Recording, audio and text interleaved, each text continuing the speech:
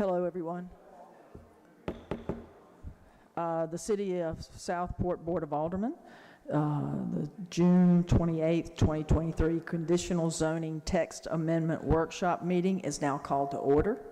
Welcome to all of those in attendance and those who are joining us virtually. Mayor Hayden is unable to attend this evening's meeting and has asked me as Mayor Pro Tem to conduct the workshop. Tonight, we will also miss our Director of Planning, Travis Henley. Travis is under the weather and is unable to join us. Our invocation tonight will be given by Alderman Reverend Lowe Davis, followed by the Pledge of Allegiance. Please stand.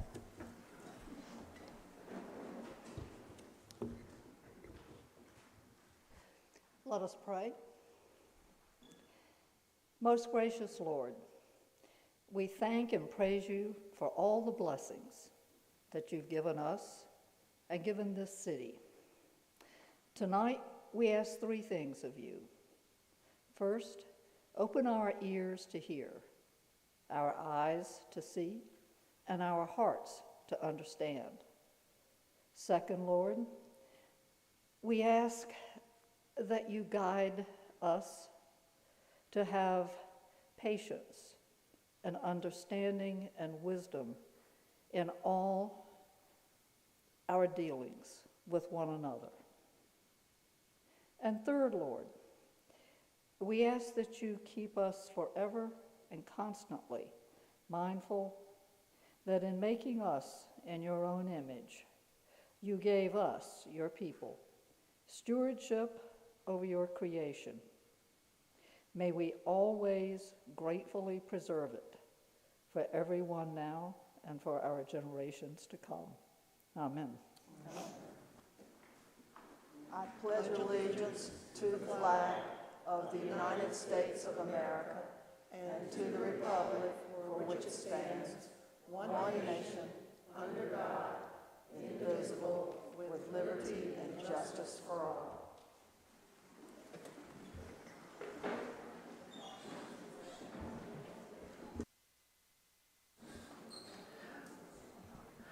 First, I want to thank our planning staff and the planning board for all the work they have done to bring forward the proposed text amendment to update the conditional zoning language in the Unified Development Ordinance.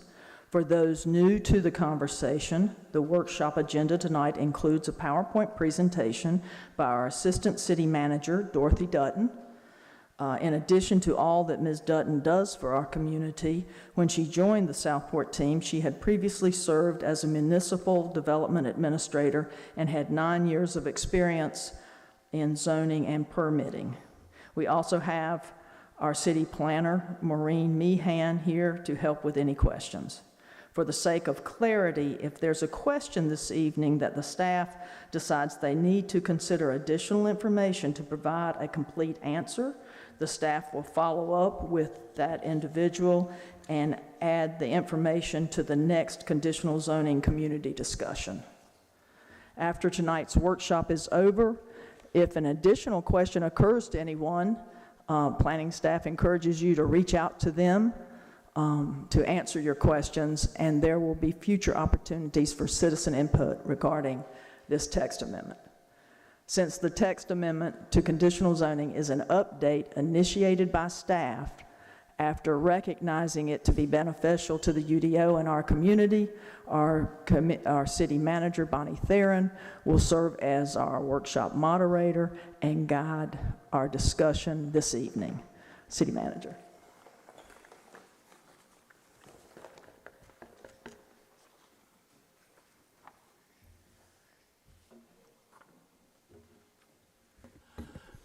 Good evening, everyone. For those I haven't met, my name is Bonnie Therian. I'm the city manager here in Southport.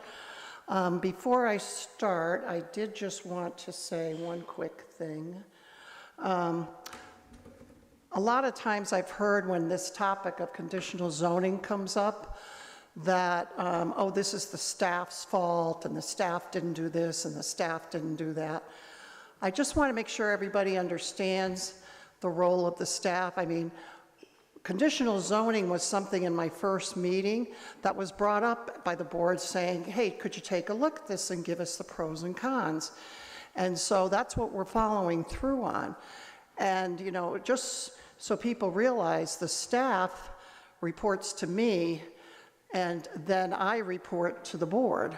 So when people say, well, the staff needs to change it based on what we're saying, that is not their role. Their role is to listen, bring things back to this board, bring things back to the planning board, and let those people make those decisions. So I just need to clarify that for everyone.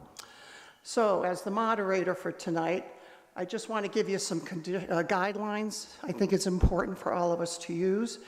Please come up here and speak from the podium. If you do require a handheld microphone because for whatever reason you can't get up or whatever, then Cheyenne, our communication director, will be out here helping you with that. Wait to be recognized. State your name and address for the record. This is very important so that we have a solid record for that. Please do not interrupt to talk over someone who is already speaking. Listen for the content and the statements that are being made, even if you disagree. Do not engage in side conversations. It distracts who's ever up here. I've seen that happen to myself. So try not to do that so that the person can keep their thoughts going during the time they're up here. Do not assume that you know what someone else means. Ask the questions. Don't go away from here with the wrong impression. Ask the questions so that you can have all the facts. Follow the direction of the discussion. Try not to repeat what others have said. I think it's sometimes good to have a spokesperson who will kind of come out with the main points for people. Relate your comments to those of previous speakers. Please don't get personal. I know this is a very, it's a topic that everybody's very concerned about, but please don't get personal. I mean, we all have our opinions and our thoughts, so please try to stay without the gestures and the facial expressions and, you know, things like that. Listen more than you speak, as Alderman Davis had mentioned. Differentiate between facts and opinions. Both are valid when expressed appropriately. And lastly, your comments and questions are very important to us. That is why we're here tonight. So please, the board welcomes that, as I do in the planning staff.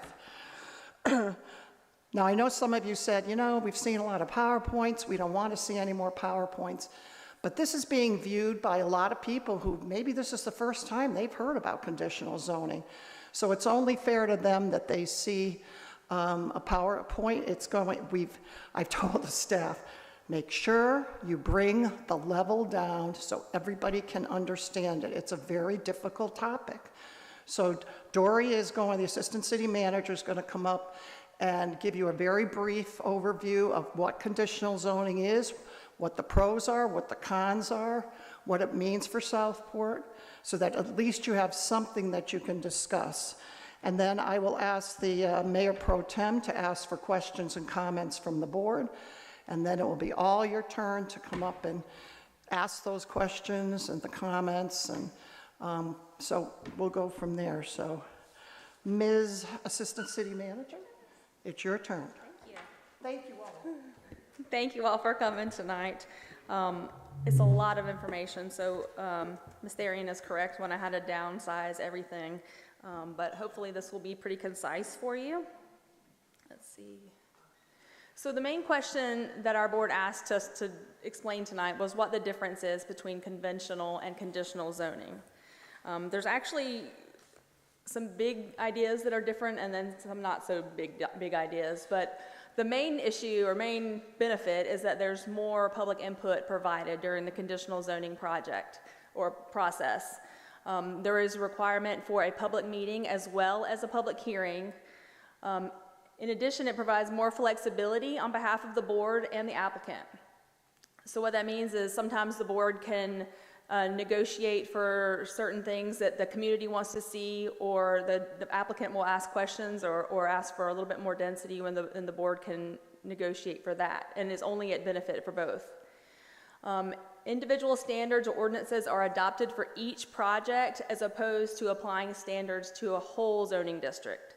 So, for example, if someone wanted to propose a text amendment to the R10 zoning district, that would apply for every property in the R10 versus conditional zoning, which would be specific for that property. The board can request conditions to mitigate the effects of the use, and I have some more examples later that will help explain this. But for example, relocating a driveway could be considered mitigating the effects of the traffic that's created by the development. Overall, a better product or project is created and is more desirable and in tune with the character of the location and the community with conditional zoning. So the Board of Aldermen is who makes the final decision when it comes to conditional rezoning, but the Planning Board does have a meeting and also make a recommendation to the Board of Aldermen. The applicant and the city officials must agree to the terms of the conditional zoning or the application is denied. So they can always go back and renegotiate or try to find a compromise between the requests and of both parties. But unless both parties agree and sign off on the permit, then it doesn't happen. Conditional zoning requires both the community meeting and the public hearing before any decisions are made. The PUD process, which you all are probably familiar with by now, is not the same as conditional rezoning, and the plan unit developments are not expressly authorized via statute. So in 2005, North Carolina actually authorizes the use of conditional zoning. And conditional zoning does not affect the tree protection standards. If the conditional zoning is approved, the site plan and tree survey must still be completed and mitigation would still be required. So conventional rezoning, only one public hearing is required by state statute. And then, as I mentioned, all uses under a particular zoning district would be allowed or not allowed at all. For example, in the R10 zoning district, a community swimming pool is not an allowed use.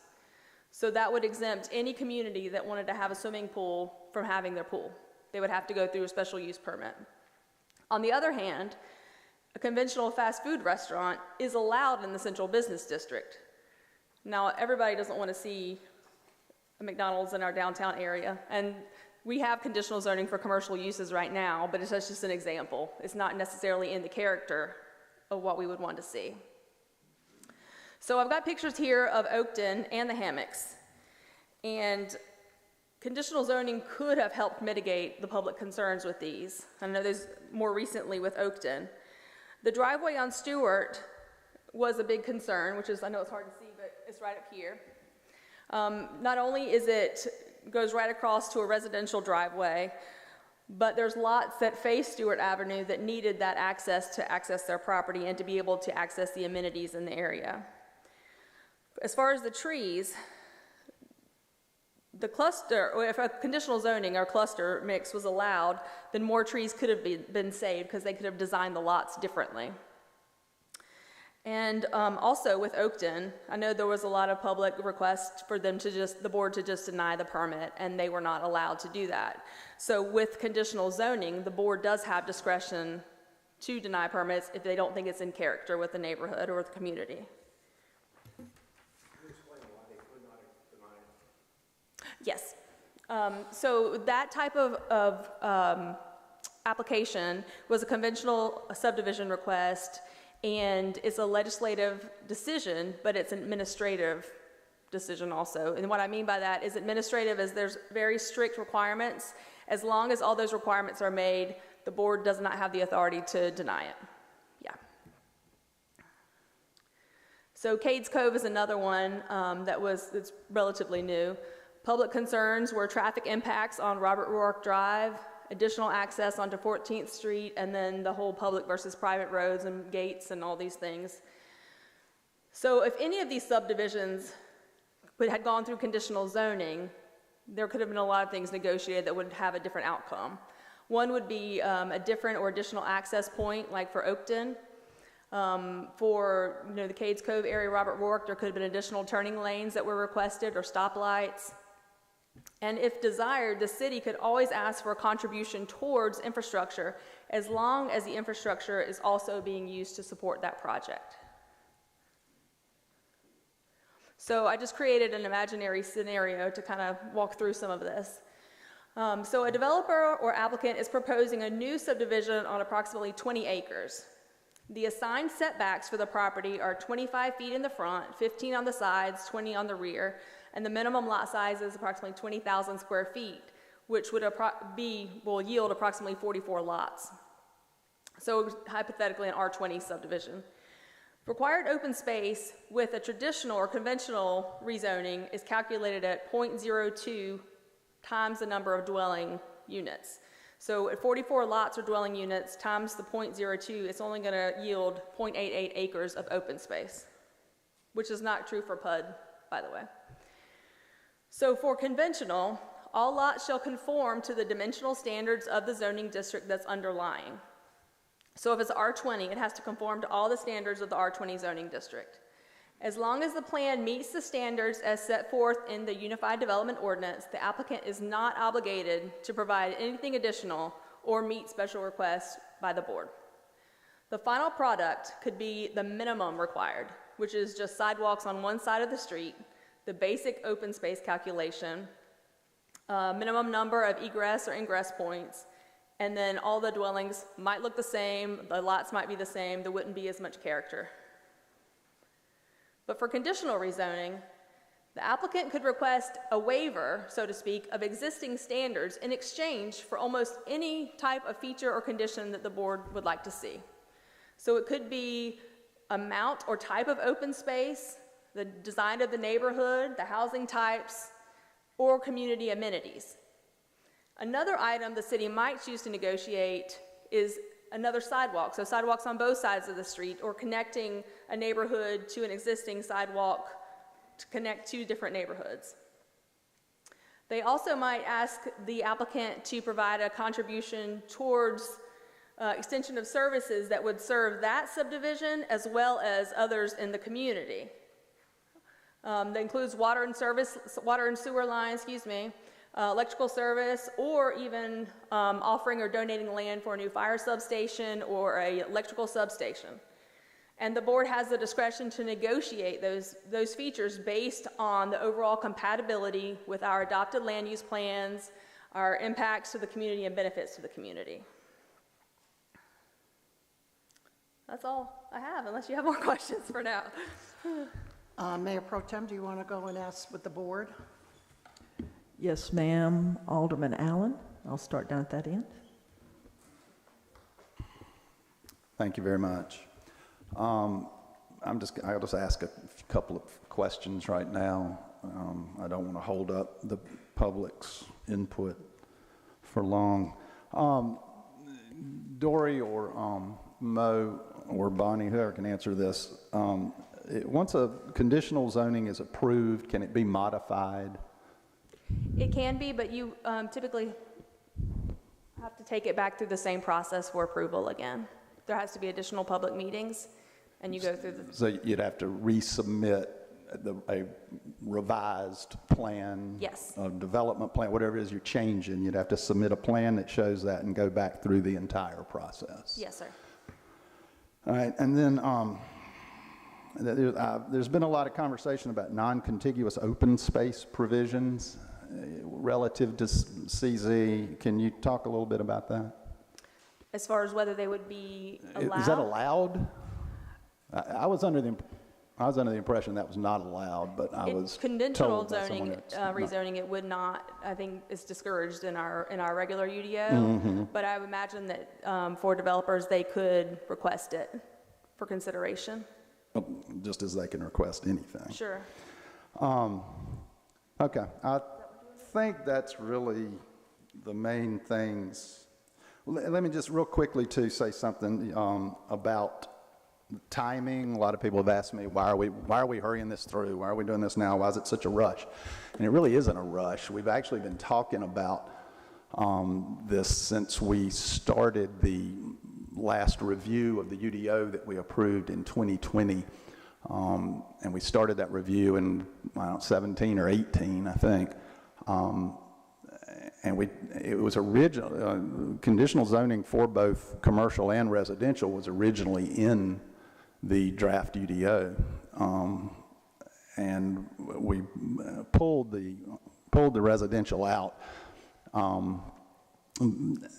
because, as you can, basically because of the nature, the complexity of the issue. And so we were, you know, we were already at the time dealing with a revision of a, whatever it is, 800-page document. There's a lot of stuff for everybody to digest. So we just thought it would be better to wait on residential CZ and bring it back later on. And the pandemic obviously impacted that time frame a lot. I mean, we had more to deal with in conditional zoning for a couple of years. So now we're bringing it back, and we are fortunate that we have, that this board has made investments in our development department so that we have the staff that knows, that understands conditional zoning and knows how to apply it and has applied it before in their professional life. And I think we have a board that has proven its willingness and ability to stand up to developers for the rights of the citizens. We understand the issues the city is facing. We all live here, we all see it, we all live with it, we all know it. So it's not, to say that this has been a rushed process is really not accurate at all. With that, I'll stop. Alderman Carroll. I don't have any questions. I'd like to thank city staff for this dumbed-down version, I guess we'll call it. It helped me a lot. I think it was very positive. You know, this is best case scenario, right? So this is how it really works for the city of Southport. Tonight, I've gotten several emails. I've talked to several of you over the phone. I'd like to hear the concerns so that we can find out, are they actual concerns that we need to be, that should stop this from moving forward, or is it something that we can actually use this as a tool to really shape Southport into the place we want it to be as we move forward. So I look forward to your comments and questions. Alderman Alt. I will bow to the wishes of the Mayor Pro Tem, but I would prefer not to give my comments until after the public gives their comments, because I believe part of this process is to educate me as to what the people want. So me telling them what I think right now and them having one or more having an idea that supersedes something I have, I'd rather wait until that's over. I'll go before you, because you're going to wrap it up, but after them, if that's okay. Sure. Alderman Lowe Davis. Thank you. I think y'all are here not to listen to me. I'm here to listen to you. So that's it from me. Alderman Lombardi. Many citizens asked me for somebody to stand up here and give the pluses, and I really think you did that. Thank you. Seems that conditional zoning is good for Southport. I mean, for your presentation. So thank you, because I think that's what a lot of people needed. I have a couple of questions about the actual ordinance. So if I'm going to go ahead, because I think these are questions that you might have too, that are actual. So I don't know, Mo or Dory, which one, but the proposed conditional zoning update was originally written to require the community input meeting prior to the application submittal. And I know during the planning board discussions, the timing of the community meeting requirement was moved to after the application was submitted, but before the planning board received the submittal. And this was this was done to allow staff to have more control over the process. The state statute guidance from the School of Government starts the conditional zoning procedure with an optional pre-application conference and then requires the community meeting prior to the application actually being submitted. And I know that that's how it started out initially before the discussion in the planning board. So what I would ask is that consideration be given to making the pre-application conference a required step rather than an optional step. So that would allow staff to provide initial guidance regarding the application and then require the community input meeting. The reason being, the community input meeting would, I think, be integral before you get the master development plan submitted as part of the application. I think all of that is the better process. And I do know that the board, either the Board of Aldermen or the Planning Board, can require that an additional public meeting, if needed, if they decide that it's needed, can be also asked for.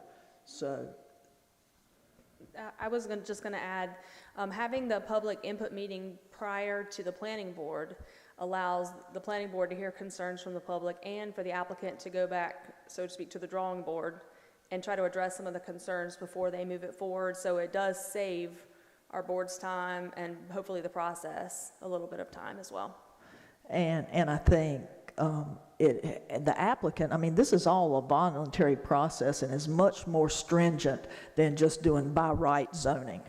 And so to me, it's important for them, before they spend a lot of time, is to, preparing that application and all that, to find out from the public.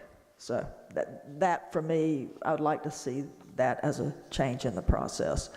And then just just master plan, hang on. So, okay, I skipped through all that and paraphrased. Can you just clarify, your recommendation is that there be a pre-application conference? Right, what it And says. a public input meeting prior to the planning board? Yeah, the conditional zoning procedure in the School of Government, it says optional pre-application conference. Now, and admittedly, probably every applicant is going to ask for that pre-conference, but I think if we make it a requirement, then that gives staff a required opportunity to interact with the applicant before they prepare their application. So then do the community meeting, because it makes more sense to me to have that community input prior to developing a master development plan. So that's what it is. The way that it is right now, the way it's written is that they have the application and submittal and acceptance process, the planning director review and staff report, then they have the public meeting, and then it goes to the planning board. That's sort of how it's characterized now. So that, I think, would be good.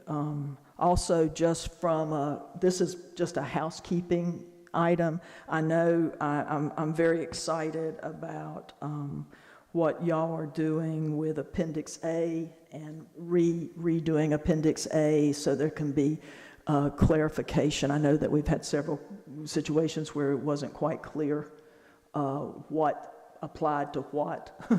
And so in the first, in a 211B1, when you mention accompanied by a master development plan, in Appendix B is submission requirements for a master development plan, and then C is submission requirements for the conditional zoning. C's requirements look just like the B's requirements, except they're even more stringent. So my question would be, would you want to label that conditional zoning and master plan or something, put something in there? If you're using the word master development plan, it would seem to me, for clarity, you would want to know that CZ's master plan is within those, C is within C, if that makes sense. Madam Mayor Pro Tem, for the sake of everybody here, I don't know if anybody knows what you're talking about with appendix, et cetera. Okay.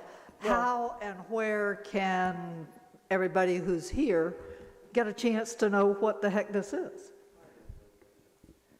The copies of the draft ordinance are available. If you go to the website and go to the board portals where the packets are, you can click on even last month's meeting and it should have that information. But if you would like to call us at the office, we're happy to email that to you, and I can work with Cheyenne to make sure it's a separate post on the website tomorrow.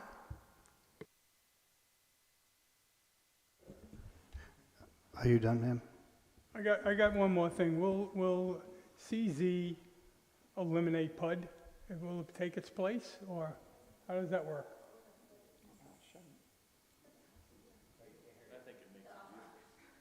I'm sorry, we were conferring over here. As it is written now, it does not remove PUD from the ordinance as we have it.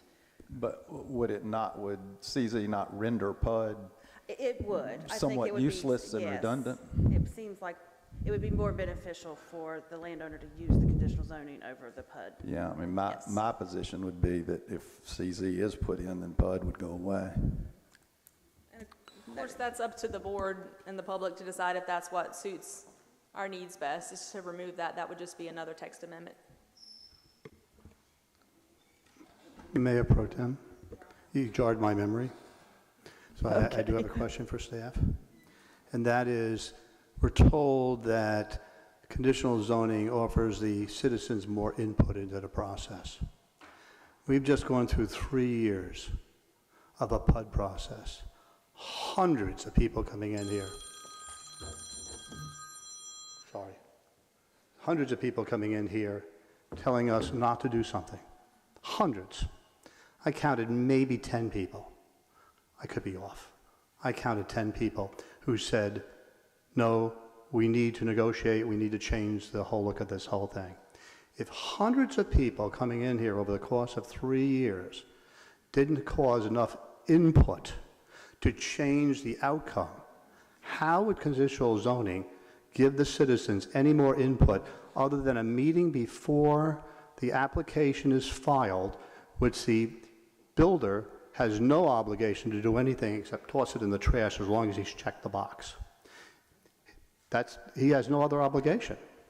So how is this going to be better than what we've just gone through for the past 3 years? I think Alderman Allen would like to say something, and I can also speak to it. You go. The PUD process is legislative, which means you only have so much discretion to apply, whereas conditional zoning, if you don't like the terms of the agreement, it's done. Both parties have to agree. Well, I guess my question has to do with the people that are sitting here. How much more input could they possibly get with conditional zoning? Because we started off, and every meeting we do say the same thing. This will give the citizens more input into this process. And I can't understand, after 3 years and 500 people, maybe 400 people, who knows, some number of people, saying, please don't do something, and we're still marching down that road. How much more input are they going to get? Well, yeah, can I ask, I don't know what road we're still marching down, but this board was unanimously opposed to Indigo Phase 2, so I'm not sure I'm not sure what you just said squares with that. What was your second? Public. One thing you have to remember about, I don't want to make this about Indigo because it has nothing to do with Indigo, and I don't want this whole meeting to get bogged down on Indigo, but we really didn't follow our PUD process for Indigo. We did way more than, we really skirted the bounds of legality with our process for Indigo. It's not something any of us want to go back through again. CZ is a much better, easier, cleaner way to go about dealing with those types of projects. And also, if I could just add, there are theoretical things that could happen with either conventional zoning or conditional zoning. But having the public input as far as the additional meeting and the board listening to the public, it could have a much better outcome. So with conditional zoning, the board is very limited. They can hear everything the public's saying, but their choices that they can make are limited. With conditional zoning, there is some discretion, and the board listens to the public to make those decisions. So once again, there theoretically could be errors on behalf of the public, might be upset either way, but potentially conditional zoning could have a much better process.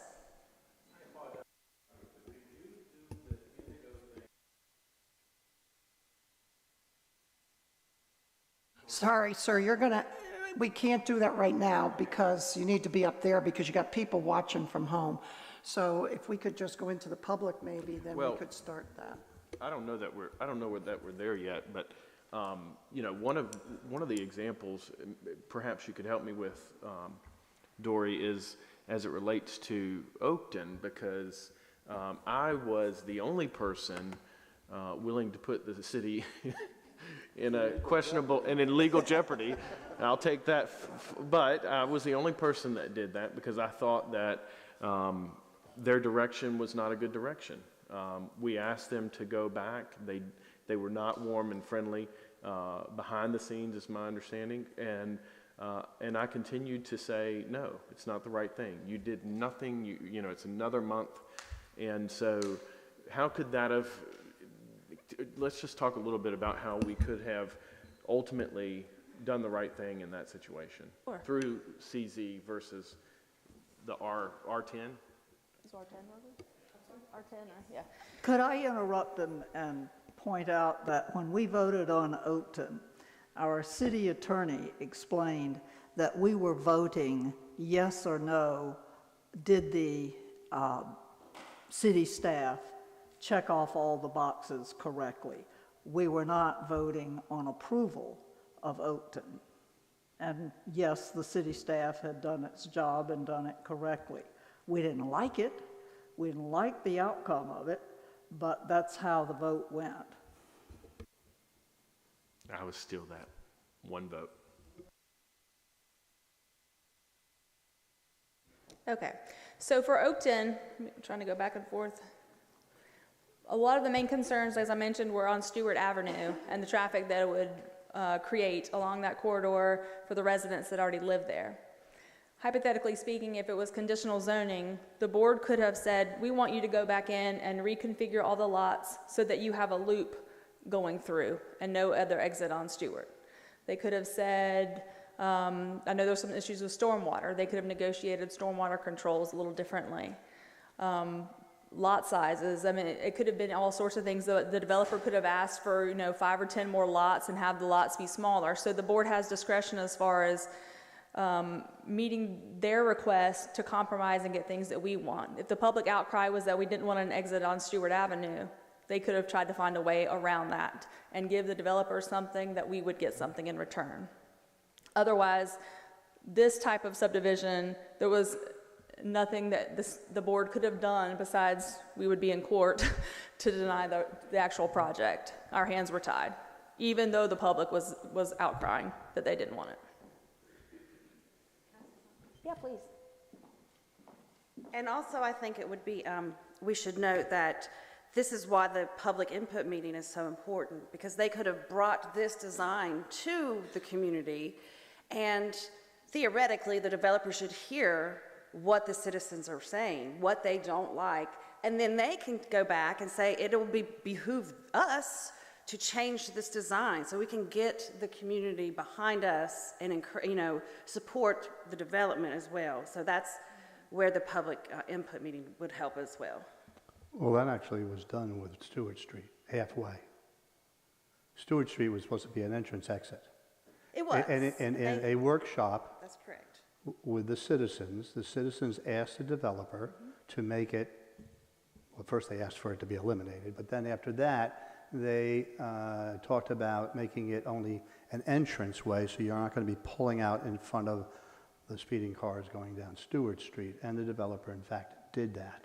So there was some negotiation and all of that. So, but it was at their discretion to agree to do that. Exactly, it's not required of them to make any changes besides what the standards require. So, to go back to this gentleman's question, I think everybody's afraid of 1,542, right? We all know that number, we've heard it. So let's talk about that, and when a subdivision comes in, how CZ would benefit the process over the PUD process, how we get more open space, how we get these benefits that we need for, roads, electrical substation, all of those things. How would that look different in that bigger scenario? Okay, so initially the process would be a little different. We would have hopefully the pre-application meeting with the developers to kind of go over the check boxes and make sure those things are in place. Who is we? We as in Let's just dumb city it- staff. Yeah, let's dumb it City down, staff, excuse me, because- would meet with those developers. And then staff would make sure all the boxes are checked, and we would set up a public meeting with the public, of course, and invite everyone in the neighborhood and the town to come out, the city to come out, and we would show preliminary drawings or sketches of what they would like to do, give you ideas, the developers would provide basic information about their plans and their goals, and the public would provide commentary and comments back that could shape the process before it goes to the planning board. And then moving forward, once that was done and they actually had their master development plan ready, of course, we would move forward with the planning board. The Board of Aldermen, based on all the public input, could make requirements and say, everyone's against 1,500 units. Why don't we try to find a number that works for both of us? Or we don't want so much density at the marina. We want to see more density towards the back of the property. We want to see more cluster development so there's bigger pockets of trees that are remaining. We want to see this type of parking. We want to see a community swimming pool. We want to see all of those things, and the developers could work with the board to come up with terms that were suitable and agreeable to them as well as the city. So there's a lot more give and take. When the developers are getting something out of it, of course, they're going to be more willing to give back and provide amenities and benefit to the community. So when does this board have that conversation? Do we have it at the planning board meeting? Do we have it, where does our involvement, just so that people understand, where do we start to tell the developer what we want? I think it could happen from the beginning. Of course, the planning board they make a recommendation to the Board of Aldermen, but they don't make the final decision. But I think it's up to the planning board to hear the community also and use that when they're making their recommendations. And then the Board of Aldermen will continue and take that recommendation to heart. And then, it'll be kind of a give and take. Can I just, Robert, we'd be, the board would be, it's not a meeting between the developer and the public, it's the developer, the public, and the board. We'd be involved from that point on, but that we'd be involved at the very beginning. I think one of the concerns I had about the PUD process is that all of this work is done up front. There's no conversation with the developer to try to find a solution. We get a recommendation to deny the approval, and eventually Indigo's going to come back. They're going to come back. So is it going to be the same process where we do all this work, we get a denial, and we never get a subdivision that actually makes sense for that piece of land? Because eventually it will be developed. So how do we get to that conversation sooner in an open format? And we use conditional zoning. Quite frankly, that's, again, we're sitting here enumerating the many benefits of it, and that's another benefit of it. Or you could use the zoning that they paid for when they bought the property. Yeah, well, let's talk about that. So let's say you have a 50-acre tract of land, and a developer comes along and wants to put 100 houses on it. And let's just pretend it's zoned R20, which is 20,000 square foot lots, which is half-acre lot. So basically get 100 houses on 50 acres, and I'm obviously eliminating a lot of the nitty-gritty details, like roads and all that. But if you got 100 houses on 50 acres under R20, those 100 houses are going to be spread out more or less uniformly on that whole tract of land. So basically, the entire tract of land is going to get disturbed. It's going to be graded. There's going to be roads, houses, utilities, et cetera, put in there. What conditional zoning would allow in that particular case is one example. There's literally a million different permutations because it's whatever this board and the community decide that it should be. But one thing you could do is make the lot size smaller, cluster all 50 houses over on half or 60% or 75% or whatever of the land of that 50 acres and leave the rest, tell them the rest of the 50 acres has to be left as open space or park space for the community or whatever. And in that way, you have much less land disturbance, you have much less stormwater runoff, you have less of everything, less pavement, less everything. To me, that's, that's another, I think we've enumerated multiple advantages of CZ, and I think that's just another one. I think it's a really very important one.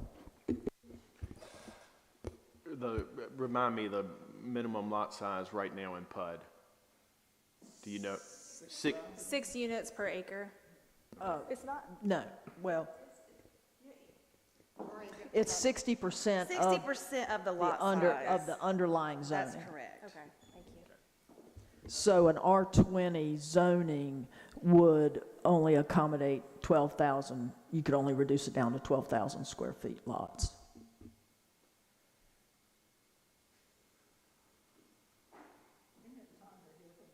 Yes.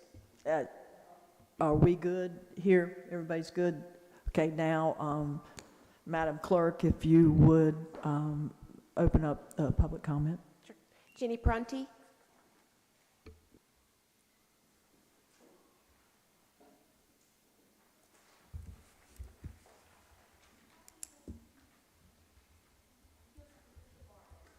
Got it.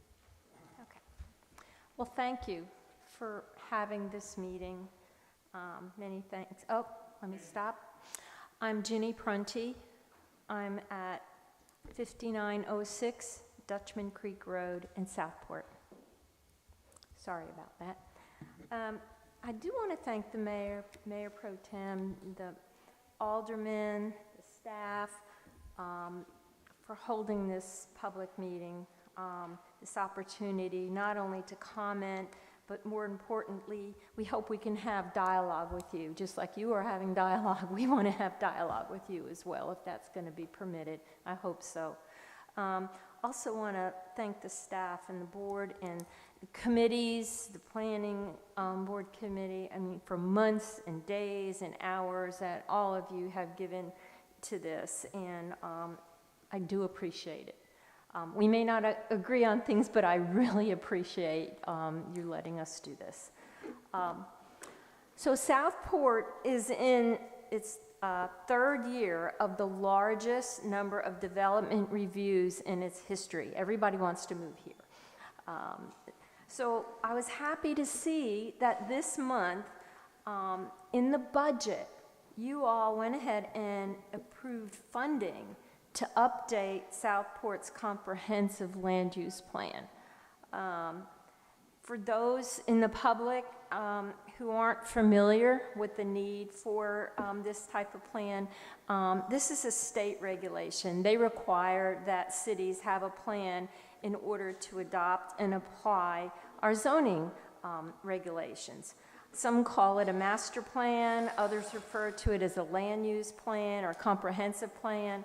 And the purpose of the plan is to set goals and policies and programs to guide the present, future, physical, social, economic development of Southport.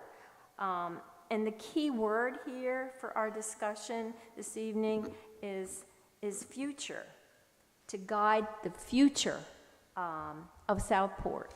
That's what the master plan is. Is that correct? Did I misstate anything on that? Okay, good. The comprehensive plan uses text and maps to designate the future use and reuse of the land.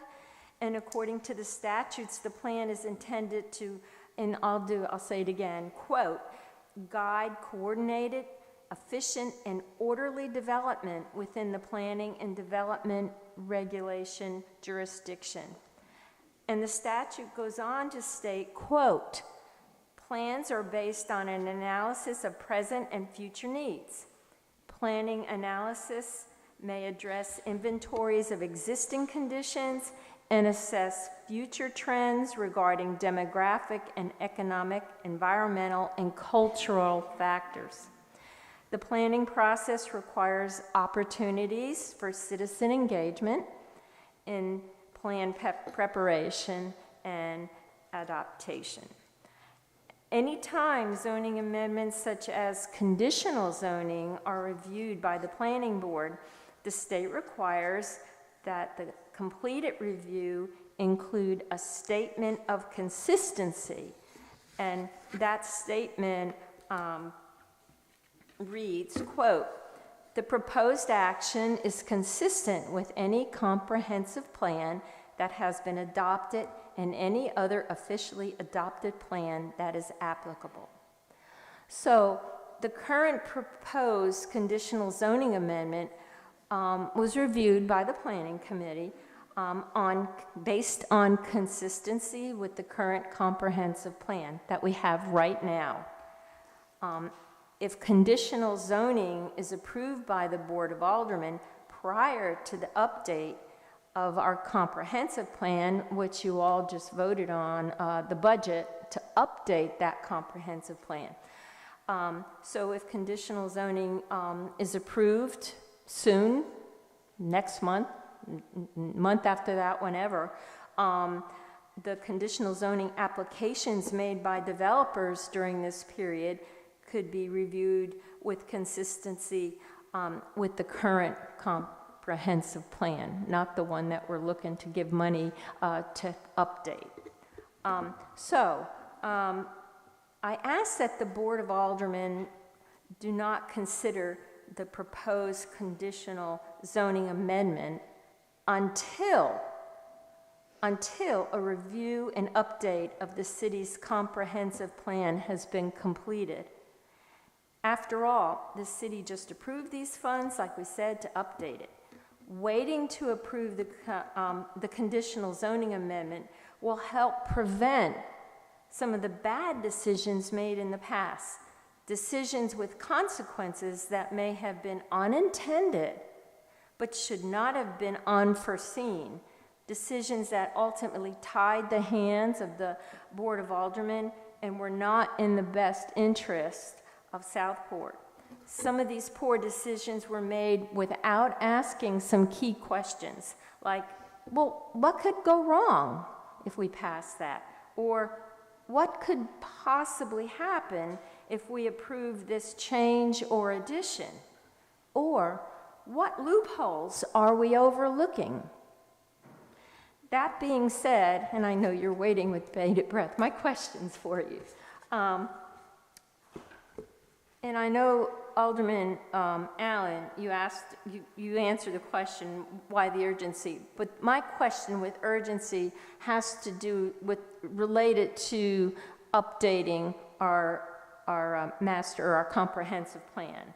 So what is the emergency now for speeding through a new conditional zoning regulation for residential development? And why not wait until the comprehensive land use plan is updated before even considering adopting conditional zoning for residential? Isn't that putting the cart before the horse? Now, I'd be happy to answer that if y'all don't mind. Yeah, first of all, the consistency statement's required for every rezoning and every development approval. So I want to make sure everybody understands that's not unique to conditional zoning, okay? Everything, all the decisions require that. I mean, in my opinion, one reason not to wait 2 years while we update the comprehensive plan is because we could have, as fast as we're growing, as much as going on, in the next 2 years, we're going to have additional development proposals submitted to us conditional zoning gives us the ability to produce better development outcomes. So why would we want to sit here for 2 years and not take advantage of that tool and essentially self-penalize ourselves and get development that's not as good as it could be? I don't understand that. I also don't understand, I mean, if we're going to wait 2 years for the comprehensive plan to be updated because of the consistency statement, then should we put off all zoning issues? And I mean, the logic to me is the same. I mean, the logic is kind of, what if we were 5 years away from having a comprehensive plan update? Would we still say, well, we need to wait 5 years before we change anything? I mean, that, to me, I don't understand the logic behind that at all. And it's really not even, it's not, anyway. Again, there is no, or I don't understand, why there's a sense that we're rushing this through. I've already explained we've been talking about it for 5 years. We're not rushing anything through. And again, the longer we wait, the more at risk we are for some kind of development that we don't like. And to me, that would be a reason to hurry it, but I don't think we're hurrying it at all. Well, let me follow that up with another question then. Why don't we take a look at our current UDO and some of those things that happened in the past where nobody asked some of the what-if questions, and really looking at what could possibly happen. I mean, we have a trail of those kinds of things that happen where maybe not you all, but a board of aldermen passes something and then does it without looking really with, what could happen? What could happen if we did this? And I think some other people will be speaking after me with maybe asking some of those, well, what if this or what if that? And we're asking you to think of that. And the other quick retort I have to that is, we have a UDO. Part of the issues in the UDO caused some of those things that happened that we didn't like to see happen. But why don't we don't throw out the baby with the bathwater. Take what we have and fix it while we're updating the comprehensive plan, and not have something as huge as this. And then I have one other question, and then I'll sit down because there's a lot of other people who want to talk tonight. I'll use the word push. I know you said you're not pushing, but it's hard. It's hard for me and some people that I've talked to, that in the push for conditional zoning, is this just a coincidence that all of this coincides with the renewed deliberations on a Project Indigo, which, if gone through, it's going to be one of the largest development proposals in the city's 231 years. So anyway, thank you for listening. I'll sit down now and let some other people ask a question. I really do appreciate your listening to me. Thank you. Yeah, I mean, as far as unintended consequences of the UDO, that's why we undertook the major revision of it a few years ago. And that's why we spent 1.5 years going through it and correcting it, fixing it. It hadn't been updated in years. And once again, what we see is this board, these people, actually going out and doing the hard work and doing the hard stuff that needs to be done to protect this city, with the UDO, with utilities, with every aspect, with transparency, with every aspect of city business. This board has been the ones that have recognized the challenges and took them on when other boards failed to do so. I'm completely, Ms. Prunty, you referenced renewed discussions about Indigo. I haven't had any discussions with anybody about Indigo, so I don't know what that's about. And yes, it is a coincidence. It absolutely is. This has nothing to do with Indigo. okay? Nothing. There is no connection. This is not some kind of nefarious backdoor plot to get Indigo approved, okay? Please hear that, okay? Please. Yes. Again, I mean, this board was 100% unanimously opposed to Indigo Phase 2's proposal, and that's why they withdrew it.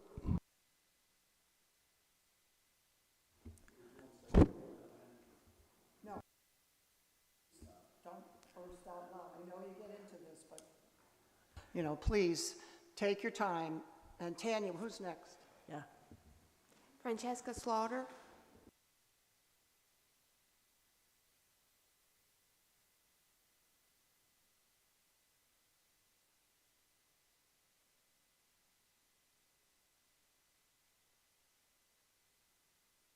Here we go. My name is Francesca Slaughter, and I reside at 6272 Cattail Court in Indigo Plantation. Before I ask my question, I just want to say again, and I've shared this with you all before, that for 15 years I worked for the largest developer in southeastern North Carolina. I will tell you one thing. I'm not against development by any means. I'm a realtor, okay? But having worked for a developer gave me an insight, and I can tell you one thing. Developers only care about profit, profit, profit, profit. When the developer from Chapel Hill came in and spoke during one of the Project Indigo meetings, he was very honest. This is about profit. And if I can't get the density I want, this project doesn't make financial sense for us, okay? So we know they are looking for density and the highest possible density they can make to make the profit that they need to make.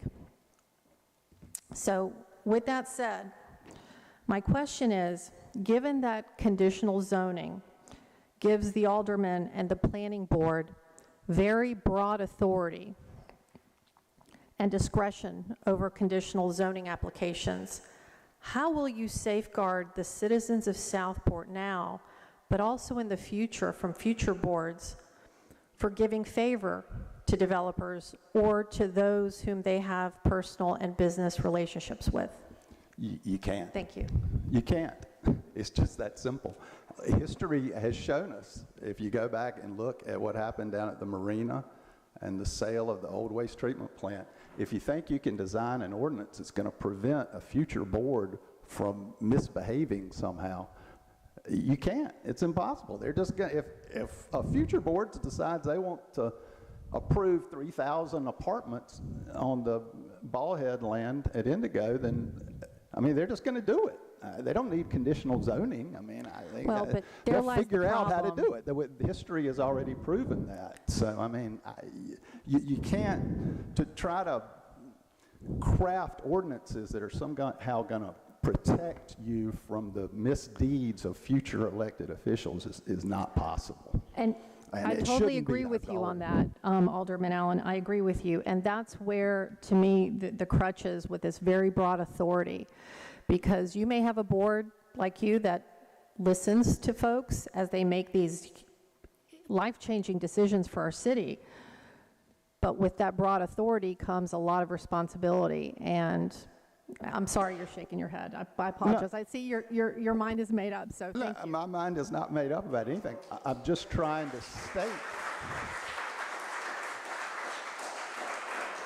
So, y'all, I mean, come on, y'all. Really? Look, a future board, let's say we don't have conditional zoning. And 4 years from now, you got 6 new board members. What's going to stop them from just doing from introducing conditional zoning and then doing the project? Absolutely nothing. I mean, I don't understand that. We do not have the ability to tie the hands of future boards. It's not possible. Ladies and gentlemen, I know this is passionate for all of you, but please Part of this, what I started in the beginning, was you got to respect each person's opinion. So I know this is passionate. I've been doing this for 30 years. You can pass any ordinance, a board, an elected body passes any ordinance they want. Next group comes in, they could take that ordinance and say, goodbye, we're not going to do it. There is never in a million years going to be, well, look at the federal government. They can do anything they want. They can change things. There is no guarantee that any other body is going to come along of an elected body and not change or get rid of or amend or put in new ordinances. Absolutely, there is no such thing. I just want to address two things maybe, and maybe these have nothing to do with anything. I did hear you, and Ms. Prunty, I believe you brought up the idea that the UDO has a lot of flaws. It does, and I think sometimes you have to, you know, when you're sitting here and you're trying to get something pushed, you know, to get it done for the better good, whether it be a Historic Preservation Commission ordinance or all of these things, it's living.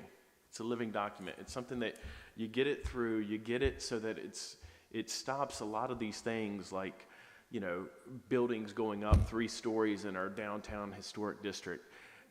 If we can limit that kind of stuff, maybe something else slips through, but we can correct that too. So I think the planning board is looking diligently at the UDO to come back to this board with recommendations. So I appreciate your thoughts on that.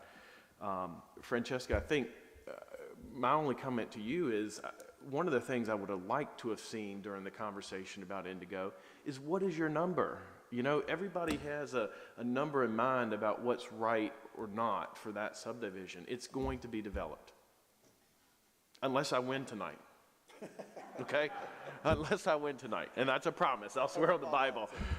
So we never heard people's number. We just heard no. We heard no. We heard no. And I would have liked, okay, because I want to have dialogue with you. I want to communicate.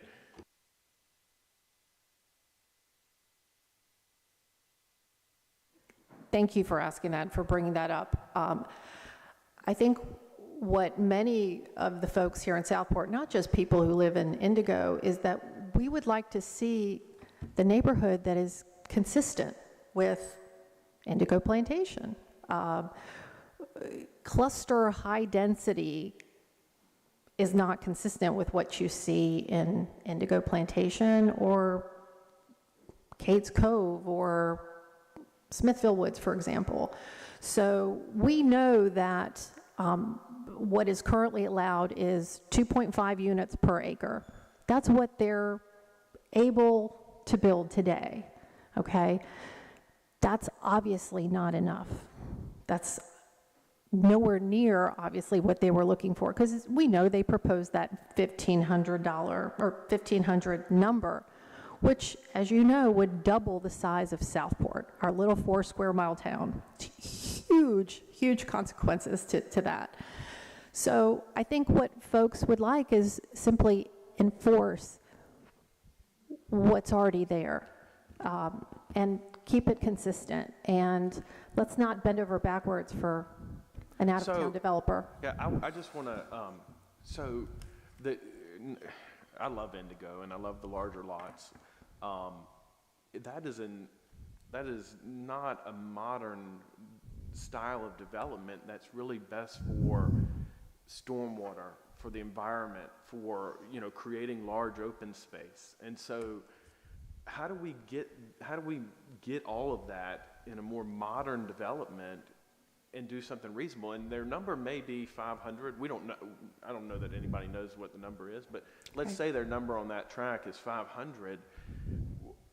Why couldn't we have the conversation about that number and creating smaller lots, more like our historic district, you know, more like the 33-foot, not necessarily 33-foot wide lots, but something more like that does, you know, protect our environment and you know, gives us more open space and all of these things that I think is part of a bigger picture than just saying we want them to just do the number that they're allowed. What if we said, we want you to just do the number you're allowed, but we want you to contribute in this way, and we want the lots to be smaller, and we want, and we end up with a massive amount of open space, untouched. Is that not a good solution? I hear what you're saying, and thank you for saying that. I think we're kidding ourselves if we think that the developer would be okay with that number. We know what they're looking for. They've been extremely transparent at these town meetings about what they're looking to do. We're talking about massive commercial condominiums. I mean, Myrtle Beach. They're designed for the marina. It's unbelievable. That's really what they would like. I'm not saying that that's what you would allow. Clearly, you did not allow that. But to think that they care about Southport or any of us, I'm not blind to that fact. I just think that we need to have the ability to have this conversation, because I'm certain you would agree that more dense property, more open space is better for the people of Southport, better for that land, better for Indigo. Not necessarily the commercial that you were talking about, because I was grossly opposed to commercial. I asked that the commercial come out multiple times. So I think that we can all agree, remove the commercial, less density, or more dense in smaller pockets, open up the land. That's best. But let's stop talking about Yeah, Indigo. I was going to say, can we circle back to conditional zoning? And just real quick, because just to circle us back to conditional zoning and the conversation and not focus on something, a what-if scenario. The point of conditional zoning is to allow the community to consider types of projects, and Robert already spoke to this somewhat, that cannot be considered with traditional zoning. For example, if someone wanted to build a community like our Old Town historic Southport with varying lot sizes and setbacks and front porches 6 to 8 feet from the sidewalk like I live in and love, our current zoning would not allow that. If someone wanted to build another river mist with an underlying zoning, with underlying R10 zoning, it couldn't be built the same way. Some of the lots are 0.12 of an acre, which is less than 60% of an R10 lot. So conditional zoning is a much more intense process than by right zoning, and with the help of the community, I think we can encourage projects that we would like to have. So circling back to... May I, just for clarity, River Mist was approved as a PUD in 2005. It may have been R10, I don't know, but... No, I was just using it as a theory of underlaying. It didn't need conditional zoning.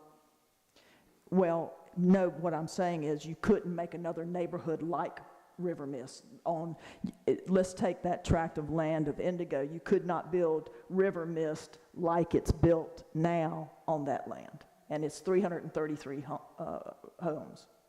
What would prevent that from happening now? The current zoning, our current zoning doesn't allow it because some of the lots in River Mist are smaller than allowed. But if the developer, this is all another what-if hypothetical, but if the developer of River Mist were doing it today, would they not likely come to us with a PUD to get a River Mist like it is now? What I'm saying is the size of some of those lots would not be allowed under PUD with our current zoning. If we had conditional zoning, then you could submit the project the way it is and have it considered that way and go through the process. That's what I'm trying to illustrate. Didn't the developer design those little plots? I mean, they had a big hunk of land. So the fact that there's little lots is they could have molded them all into a bigger lot. They weren't stuck with having minor I'm just lots. saying. That's the way they designed it. Well, I think what she's trying to say is that, yes, but the smaller lots you couldn't create that size lot today because the R10 zoning only allows you to do 60% the PUD zoning, excuse me, allows you to only do 60% of the R10. You no longer have R10 with a PUD. You have a whole different animal. Okay, Okay. let's go back to the public. Shirley Sullivan.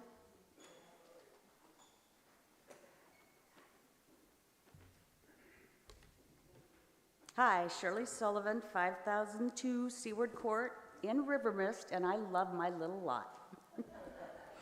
I am opposed to the conditional zoning text amendment for all of Southport. With all of the revisions to this text amendment, you have ultimately confused most, but not all, of the public. The following questions or opinions are directly related to statements made in the proposal and/or the text amendment itself. Number one, in a nutshell, this text amendment will allow conditional rezoning in residential districts, correct? And this text amendment applies to any 5 contiguous acres in Southport and anywhere else that might be accomplished with an annexation request, correct? If it was approved, yeah. Yeah, okay. Number 2, how is the term purely custom, not spot zoning or contract zoning? Aren't both of those illegal? Unfortunately, the city attorney's not here, so I don't think there's really anybody here who can answer that question. However, I think the fact that conditional zoning is used in hundreds of cities and counties in North Carolina, and in fact some communities only have conditional zoning, clearly indicates that it's obviously legal. So We will I don't ask, know what to say about sorry, it. John. We'll ask the city attorney, we'll get back to you. Number 3, why would we reduce our development standards? Who says we are? The text amendment. No, it doesn't. Yes, it does, those words. Clearly. Increase or reduce our Okay. development standards. At our discretion. Okay. Well, so what, you think we're just- going to just These are let things I read. anybody do anything they want to do? Is that what we think? Seriously? Number 4, So there's no trust of the board. Is that right? And why? Why is that? We said no to lots of development. John. We've done lots of things to protect us. Number 4, look how many planning board meetings, presentations, public hearings, and Board of Aldermen meetings we've had on this text amendment since December or January. The public has never been on board, and many questions have gone unanswered.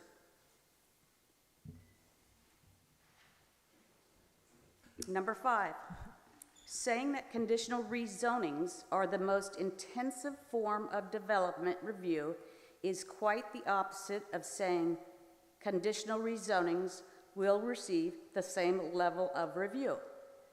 Yet both statements are in the commentary.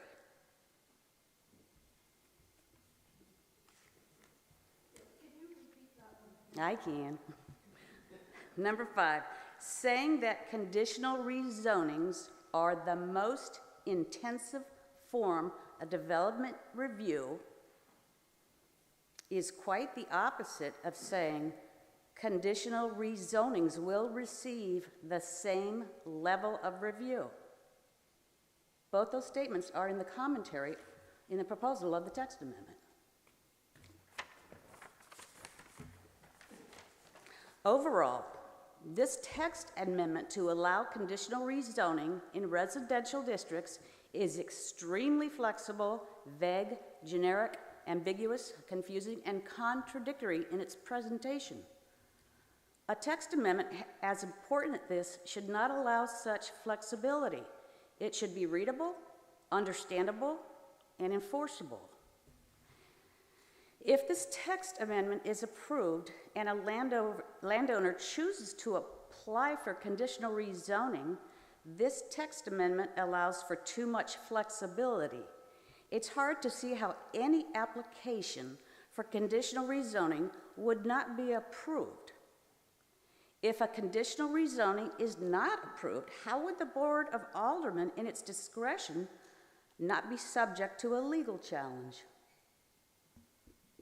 You want the answer to the process? I mean, Mo can probably speak to that. The process allows us that discretion. I know. Just a question. Thank you. Can I just say one quick thing? If there's questions that have not been answered, could you let us know what they are? That's what this is about, so that would be very helpful. Next, Clerk, Miss Clerk. Deb Bjorkman. That's okay. No, she. Martin Heder. Oh, it's okay. Hey, that's okay. We're glad you're here. We're glad you're here. We're scratching. Rebecca Kelly.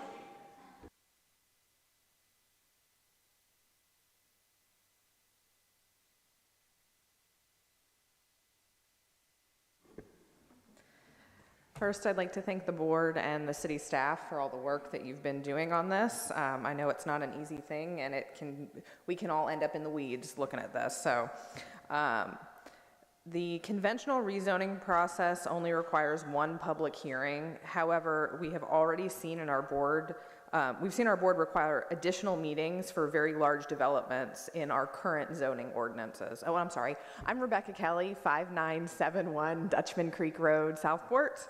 I grew up in Southport, went to Southport Elementary, and have been here most of my life. So we have already seen our current process work for the citizens and protect our city through a very large development process. Is Southport updating the UDO to fall in line with the specifics of smart development as outlined in our current CAMA land use plan and Blueprint 2040? I know that we just budgeted for that. Is that the goal coming with the new budget? Those principles are actually in the existing CAMA land use or comprehensive plan. So I'm sure they'll be continued into the new comprehensive plan. Okay. If the issue is things we want, shouldn't we be changing the ordinances in our UDO during the comprehensive planning process rather than doing a separate CZ amendment? At what point would we do that? So let's say we adopt a new comprehensive plan in 2 years, in 2025. And we're going to do what do we do, a comprehensive plan every 10 years? So then from 25 to 35, we shouldn't make any changes to the UDO? Is that what you're saying? We've budgeted for it, so why are we waiting so long to start that process? We're not waiting long to start. It's an 18 to 24 month process. It's a very long, involved process. But I'm trying to understand the magic of 2 years. It seems there's a magic in 2 years that I don't understand. There's no magic in 2 years. It's just looking at the comprehensive plan allows us to poke holes in it in a way that sort of this shorter process, and I understand that we've been looking at conditional zoning for a number of years, but it allows us to punch holes in it and have people outside of our immediate jurisdiction look at it to see what has happened in other places as well. I don't think so. I mean, nobody's going to, the review of the comprehensive plan doesn't have anything to do with, they won't be reviewing the UDO. We're just going to update the comprehensive plan. We've already updated the UDO. So nobody's going to be reviewing that. But shouldn't they be done in concert? Not necessarily, no. This is an amendment to an existing ordinance, but in fact it's really an adoption of an entirely new set of land use controls that have never been used in our city's jurisdiction. It's really an amendment by name only. Would the adoption of a wide-ranging, immensely impactful and continuous UDO amendment be better developed and drafted during that land use plan process that we were talking about? Which again is a statutory obligation required of all 20 coastal counties. And also keep in mind, the UDO is a living, breathing document that's constantly updated. We've updated it, well, at least 6 or 8 times since we did the latest revision in 2020. So after once a new comprehensive plan is in place, then yeah, if we want, we can go back and look at the UDO and how they relate together and how the comprehensive plan informs the UDO. But we can't sit around for 2 years and do nothing while we're waiting for that. And many of us live in a PUD with lots of mature trees and animals. I understand that some people think it's not the current way that people like to build out developments, but we have seen it in Southport, and we can continue to see it in Southport under our current rules. Thank you very much.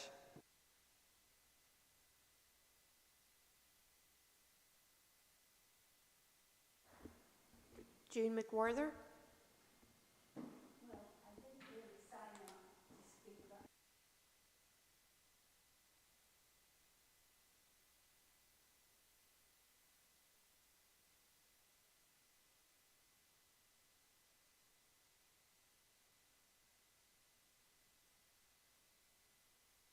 That one?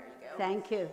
I'm Jim McWhorter. I'm a recent resident of Southport, been here 3 months. Before that, I lived in Hillsborough for 15 years, which we've seen development just sort of swarm in, and it's been ugly. And before that, I lived in Onslow County, and I taught science in the Camp Lejeune school system for 20 years. My science major is environmental science, and I have a master's degree in that. I look at this map, and it's the first time I've seen it. And the first thing I think, from a scientific point of view, is how many trees are they going to cut, and why should we care? When you cut trees, you add to global warming. But in this area, you also add to localized flooding. A mature oak tree takes 100 gallons a day out of the ground, uses it to make its food, and then transpires that water as water vapor through its leaves. It uses it and returns it to the atmosphere. We all know about good old humidity, don't we? So when I look at that, I think, how many trees are we cutting, and how are we going to prevent flooding? Because flooding here comes from the ground up. It doesn't come from the river in, it comes from the ground up through that sand. I looked at a house before I bought my current house that had a basement, and they told me it had flooded once, and then a friend of my daughter's told me it had flooded 3 times. So needless to say, I didn't buy that house. I live on Park Avenue now. It's a nicely treed street, although there's been some new houses built where they've just walked in and cut down every tree on the lot. It doesn't make good sense. It's not good practice. It's good for money.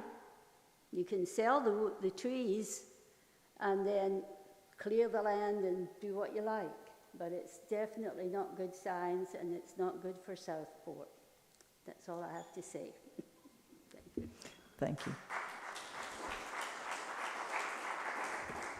And I just thank you for those comments. Conditional zoning, again, is a way that would allow us to have less tree removal and reduce the risk of flooding.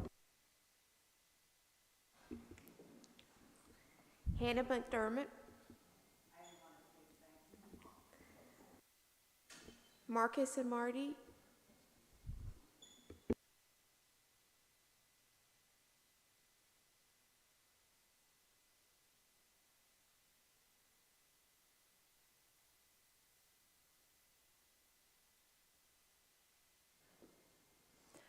I'm Dr. Marty Yance. I live at 285 Lord Thomas Avenue in Cades Cove. Since anything that we do affects our future generations, my grandson would like to talk to you. Let me see if I've got it here, baby. Hi, my name is Marcus McCall. My brother and I love to come to Southport for Nana Camp. If custom zoning makes Southport more crowded and more homes means no houses for the deer and less oxygen by removing trees, I'm against it. I hope you are too.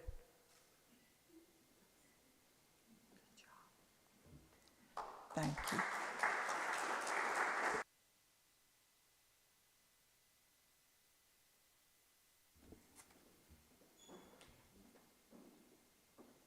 Lynn Menches.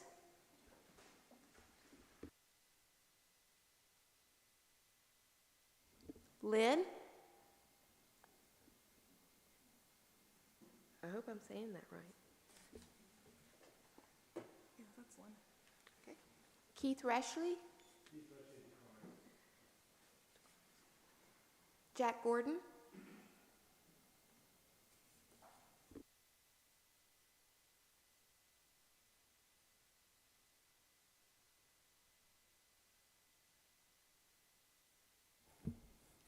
Did that work? I have to follow that last presentation. That young man, thank you so much. I'm impressed. I have a few short questions, and I have Jack Gordon, 5920 Dutchman Creek Road. My wife Eileen and I moved there, built our home there, and moved in December 2006. I have a question. I'm supposed to have questions, but this is a new one. Are we updating the UDO or the land use plan? Are you talking about conditional zoning, or are you talking about the comprehensive plan and the budget? The comprehensive plan and the budget. The comprehensive plan and the budget is not the UDO. It's the comprehensive plan. It's separate document. It's the Cameron Core Land Use Plan, and it's going to be more robust. Okay. From the conversation I've heard earlier, it sounded like we were talking about updating the UDO. I looked up a little bit about the UDO. I was going to print out the UDO and bring it in and read it, but it's 487 pages if I got the right one.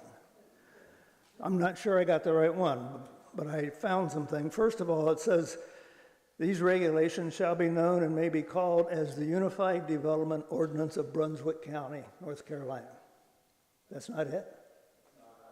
That's the wrong UDO? That would be the county's UDO. That would be the county's UDO. Ours would say City of Southport.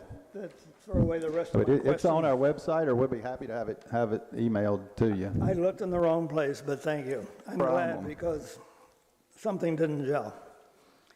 Okay, my real question, if I can find it. Can you tell me what is the reasoning for adding conditional zoning for residential to the current UDO rather than just overseeing the present UDO? Well, I'm not sure I understand. The conditional zoning would be added to the current UDO. It would be a form of a process that a developer could use, just as they can use other forms of other processes in the UDO. The conditional zoning would be part of the UDO. Okay, looking to the future, if adopted, how would the conditional zoning amendment be implemented and controlled when arguments of precedence will have already been established? I take it your question relates to the fact that essentially how could you tell one person no when you've told somebody else yes? Basically, yes. Well, that's inherent in the conditional zoning process. Every single application is discrete and evaluated on its own merits and gets its own review. There is no, and they're all done, by the nature of conditional zoning, every single instance is going to be different. There's really no opportunity to say, well, you let him do that, why can't I do this? They're not going to be the exact same thing. Okay. Are deed restrictions included in conditional zoning in case the development is sold to a buyer prior to its completion?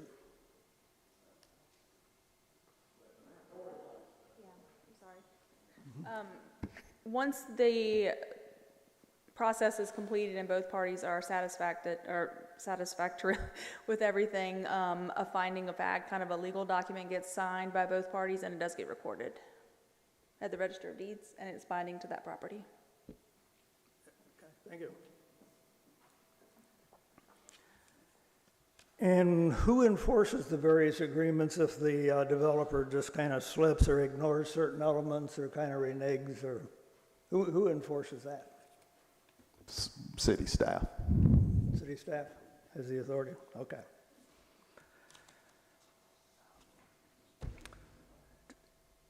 Just some other comments. At the same time we're trying to introduce greater flexibility, the General Assembly is entertaining numerous bills and have passed several that in effect removes all zoning authority from cities and municipalities. At least that's my understanding when I start reading about these bills. Even CAMA. Senate Bill 582 has passed. It's been vetoed by the governor, but it may not sustain the veto. It may be, probably will be overridden, and I have personally contacted one of our local representatives, and he has no intention of sustaining the governor's veto. It seems to me we're wasting precious time on an, I think, unnecessary zoning process change that could destroy the environment we have all come to love and relish, trees. Instead, why not join other municipalities in a united effort to protect what we have and take the politicians from under the influence of the many lobbyists representing the developers? Thank you.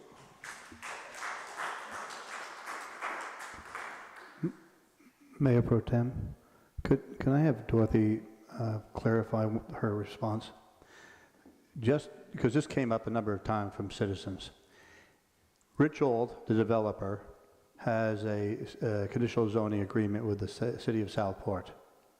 Then Rich Old either dies or sells that property. Does the conditional zoning follow along? Or if I go bankrupt? It does. It's binding. It's tied to the actual property, not the applicant.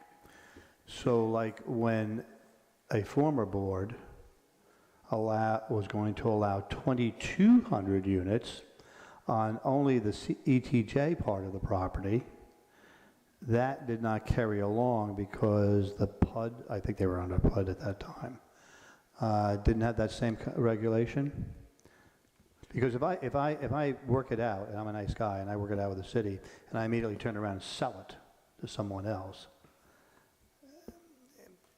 I'm not sure that you made an agreement with that developer, but the law says it goes with the land. Every time you do this, it goes forever. Well, no, But the if it is- condition can certainly shorten that period of time and define that period of time, so it doesn't go forever. I think it's a 3-year expiration. That it's Not on the conditions. No, You're talking about no, I'm vested talking rights. about if they don't begin the project, there's several Mo, things here isn't- going. There's vested rights. There's, if the approval was given and nothing was done to the property, there is a statute of limitations as far as when it can actually be done, or would have to go back through the process again. But the deed gets recorded, and it has specific information about the property and the parcel and ID numbers, and it gets tied to that. So if it was not done prior to that with the 2,200 on the PUD zoning, it's because that's not part of that process. So it's not as binding. All right, thank you. Can I ask what 2,200 you're talking about? I don't remember the guy's name, but I've saw you said- Hyson. Yeah. This is Indigo. It's Indigo. It's the ETJ part of Indigo. They got permission to build 2,200 homes there. But then he went bankrupt in 2008-9 timeframe and never was able to build it because boards allowed him to do it. So the statute of limitations applied? Well, yeah, it went into bankruptcy and was sold, the lands was sold off in different parcels, I believe, was part of that conversation. I don't know anything about that development, but obviously the vested rights expired if it was in fact approved, and I just, can I, in a friendly fashion, point out that that kind of proves my point earlier, that you can't legislate what other boards do. They didn't have conditional zoning back then, and yet they approved 2,200 units on it. I mean, you got to have the best tools you can have. You can't pick your tools because you're afraid the tool's going to hurt you. Madam Clerk? Karen Rife. Were you okay?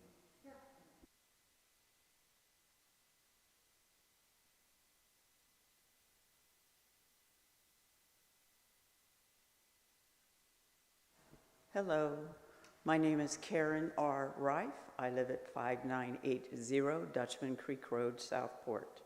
And I want to clarify or ask a question. Oakton has been mentioned several times. Isn't one of the challenges with Oakton the fact that the application went in before the UDO changes? And that then they had checked several boxes so you couldn't go back? Did I misunderstand that? I mean, I understand how you're saying if you had been able to negotiate under CZ, things may have been different, but sitting with those partners to my left, almost at every meeting that they've been up here, so can you clarify that? No, the UDO, the current updated version of the UDO, notwithstanding the amendments we've had since, was in 2020. They actually put that application in 21. So it was after that. So they did have to follow some I think what you're thinking of, Karen, is the tree ordinance, and they were able to sort of pick from two different tree ordinance changes. Okay, so that's what you're remembering. Okay, so but it wasn't the UDO itself. Okay, thanks. And again, we all appreciate the work and also the work of all the citizens in trying to work through this. If, as I believe someone clarified or possibly stated, PUD may or may not go away, why, if this is a very lengthy procedure for a developer, why would they choose a CZ over a PUD? So. Are you at? I'm sorry, I got distracted because then Rich was if, worried I gave you the wrong information. I think I gave you the right information because I think the permit choice was about the tree ordinance in those conversations before, because we did some major changes since then to the tree ordinance. That's what I was trying to tell you. Okay, and now back to what was your question? Ask it again? Okay, if PUD does not go away and you have CZ, and CZ is a much more lengthy, complicated process, why would a developer elect a CZ over a PUD? Well, I can't speak for a developer, but what I would say is that if I had, right now, a PUD can only, the lot size can only be 60% of the underlying zoning. So let's just, everybody's using R20. So R20, the smallest lot I could have would be a 12,000 square foot lot versus being able to do higher density, smaller lots where, you know, and when I say density, I'm not talking about the number of units, I'm talking about the, right, I'm talking about the utilization of the ground. Right. Right. If I can just say too, since I've been here in November, we have had developers ask if we have CZ. Okay. So there's got to be something there that. I think, I know we don't want to say the Project Indigo, but those of us that sat in the audience when that was initially brought up, citizens saw more condensed in what was supposed to be a PUD application. So I think on that aspect, people are confused as to, okay, why is this different from that? Why is the negotiation tool better? And why would a builder even do it if they have to sit through all these meetings? Yeah, I appreciate all that. So it didn't get approved. Oh, no, so, I'm just saying. So I think there's some problems with all of that, and I'm sure that's part of all that narrative. But with the thing with conditional zoning, the developer has to want to do a project that has attributes that, from a design, an urban design, I'm going to use, from an urban design standpoint, that they're trying to develop a particular community. Right. And so the CZ would give them the opportunity to make that proposal. Now, it doesn't account for how many homes or whatever, all that is a different conversation. But that would at least, if somebody wanted to develop, you know, with smaller lots, like in-town historic district, how we live, urban with a sidewalk walking community, then they could do that. So that's, but it's not without, I mean, if they go with standard and stay with the R10 or the R20 zoning, that's the traditional zoning, it, you know, you utilize the whole land, the threshold for open space is very small, requirements and stuff. So some people like Oakton maybe will choose to just do the R20, I mean the R10 as is. But for those developers who are looking for a particular type of community that they want to develop, and that's, you know, their focus, then that would give them the opportunity. Then I'm still confused as to why you would still have PUD in there, but okay, I'll move on. Right. Yeah. That's only because that's a particular zoning tool too. It's a tool also. Okay. And it has conversations around, automatic conversations around mixed use and different things like that. Okay. All right. Would a conditional zoning application that includes parcels in a whatever PUD conditional zoning whose vested rights have expired, and we know there's one that people are, it's up in the air whether they've expired or whether they haven't expired, and it's not connected to a large parcel. Would this allow them to be combined? And then the discussion of legally whether the vested rights stand or don't stand, does that go away? I think the question is because they're not contiguous. Well, they're not contiguous, but the one has vested rights that, from what I've read in the paper and what I've heard at these meetings, they have expired. So therefore, everything that's on there right now has to stay as is. Or if it's then with CZ, they can join it with the big parcel, then do that argument that vested rights go away? No.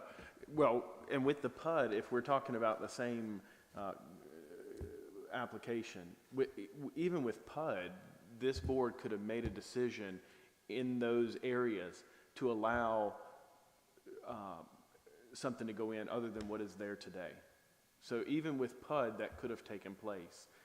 I think we're very clear that they don't have vested rights in those areas. So, and this board has said that over and over again, and we've sent letters. So as it relates to CZ, I think it would be the same thing. We'd have to, it'd be part of the conversation. How do we reduce density in those areas, create a little more density in pockets of the larger track, and make something that fits what everybody's trying to accomplish? I don't know if that answered the question or not. I mean, if vested rights, if nothing's happened, the vested rights have expired, they have to start over. Right, we So, understand that, but yeah. there's two arguments. One says yes, one says no. Well, So- we will have to confirm with our attorney. Let's ask the city attorney and we'll get back to you. Yep, okay. And then on that, I have a document from 1986. The land use plan for that marina area, all of Indigo had 200 units, all of Indigo. The marina, the individual homes, and the townhouses. So that document's out there, so just for note. Okay, and then my last question, y'all keep saying legislative process, administrative process. Can y'all explain the difference? Because, yeah. Administrative, okay. So I'll start with administrative. Administrative is, the board doesn't have any really discretion.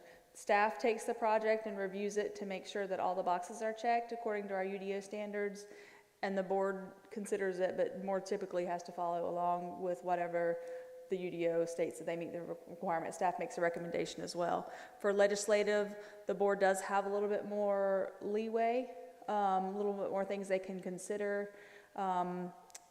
There are supplemental standards usually that have to be met for certain projects or certain types of uses. The board can make suggestions. The developer's not necessarily obligated to comply, but it's still very much, they can't apply any special consideration or standards to those types of projects. So does that exist now? Legislative? Yes. And is that different from CZ then? Or is CZ legislative? Conditional zoning is legislative. Yes, it is legislative, but the board is given broader authority to make decisions and to request certain features or opportunities. So then that answers the question why the planning board and the board of aldermen feel that this is a better, gives them more negotiation, that then they legally have a foot to stand on? Is that how this works? It gives us it's a tool we can use to create better development. I understand that, but I'm saying it legally, is that where? That's why. Where the security comes from under CZ versus PUD or whatever conventional zoning. So that's why. Okay. Thank you very much. Y'all have a good night.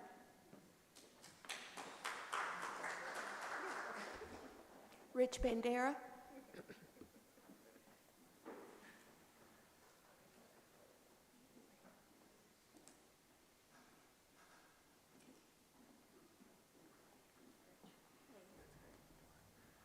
Hello, my name's Rich Bandera. I live at 409 North Burrington Ave.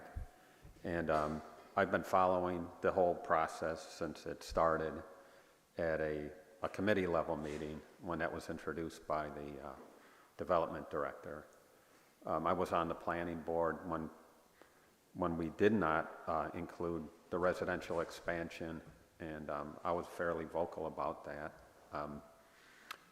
What I'd like to say, kind of what some of the presentations, I think these are examples of, you know, a hypothetical of conditional zoning where they would apply, but conditional zoning for residential doesn't exist, and so it's not an example.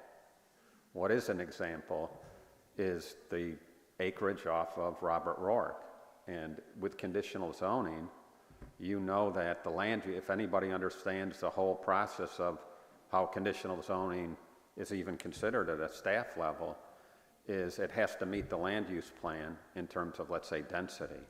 And the density of the R20 district, which is called low density district, is 2 to 3 units per acre. So that is just boilerplate. It's a 33% increase in density right off the bat, and staff could improve it. They could just go in and say, hey, you know, the acreage of 2 units per acre or 20,000 square foot per dwelling just went up to 3. And so that's right in the map. So if anybody doesn't understand that, I would ask staff to clarify it. I think I'm on solid ground explaining that. But right now, that's not a hypothetical. That could actually be done if this is approved. So saying that 3 units per acre is if it's feasible, everybody likes it, I'm not sure. But to Robert's point, or Mr. Carroll's point, what is the number? You know, you say, let's all negotiate a number. What would, I mean, you're throwing 500 units out, I mean, where's that coming from? And so I'm not understanding, you know, what that sweet spot is. I don't think there is a sweet spot. It's got to meet something. And saying that, and with all these kind of other, I followed the whole kind of discussion of what the planning board members said, that kind of thing, and why they thought it was good or didn't like it, whatever it might have been.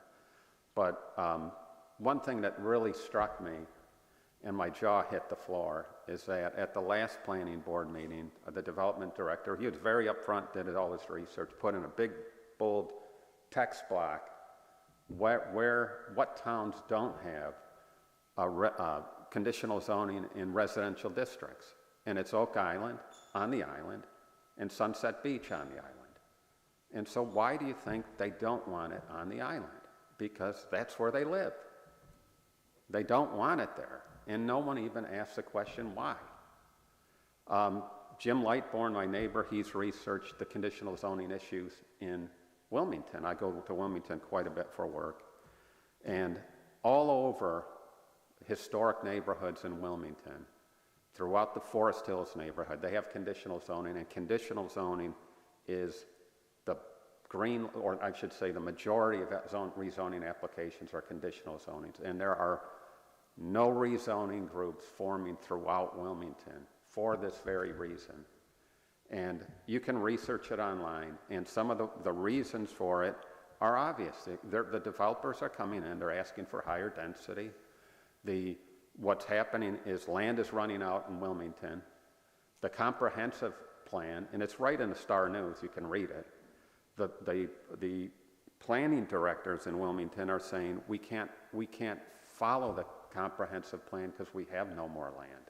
And so when developers come in with conditional zoning, they get approved, and people freak out over it. So if you think conditional zoning is good, and the 6-month process that we've gone to this point to get here, you can imagine if it's approved, how many meetings like this there will be, and how much the staff will be tasked to deal with all these issues. The last thing I'd like to say is that on the density issue of the land use map, nobody's factoring into, we're thinking about, let's say, the Indigo site at certain acreage, or developable, or, where you can actually build stuff because of wetlands, and that restricts everything. Now, this new farm bill that just got overridden by, the Senate, I think, at the state level, the governor he vetoed it. So what does that do? What that is basically they took the protections of North Carolina wetlands and they went to the federal comparison. So we don't even know what wetlands can now be developed on. We don't even know that. And so we're going into this proposal. So let's say you take that site. Now 30% of it now can be developed on. You don't even know what that is anymore. And without knowing what that bill has, what the wetlands fall under, protected wetlands, what is not, the Indigo site could be 1,500 units under the current land use map, because you don't know how much land is actually, you can build on it. So how can you approve this amendment without knowing these things? And the only thing that would come out of this is the comprehensive plan would address those wetlands issues. And then if you felt it was appropriate to tie the UDO update with that, then you could sort of have some guidance on what you'd like to see happen in the future. I have to say I've been against conditional zoning. Me and John John was the liaison during the update, and I was a planning board member, and I was against it the whole time. And I still am. I hope you deny this amendment when it comes to a vote. Thank you.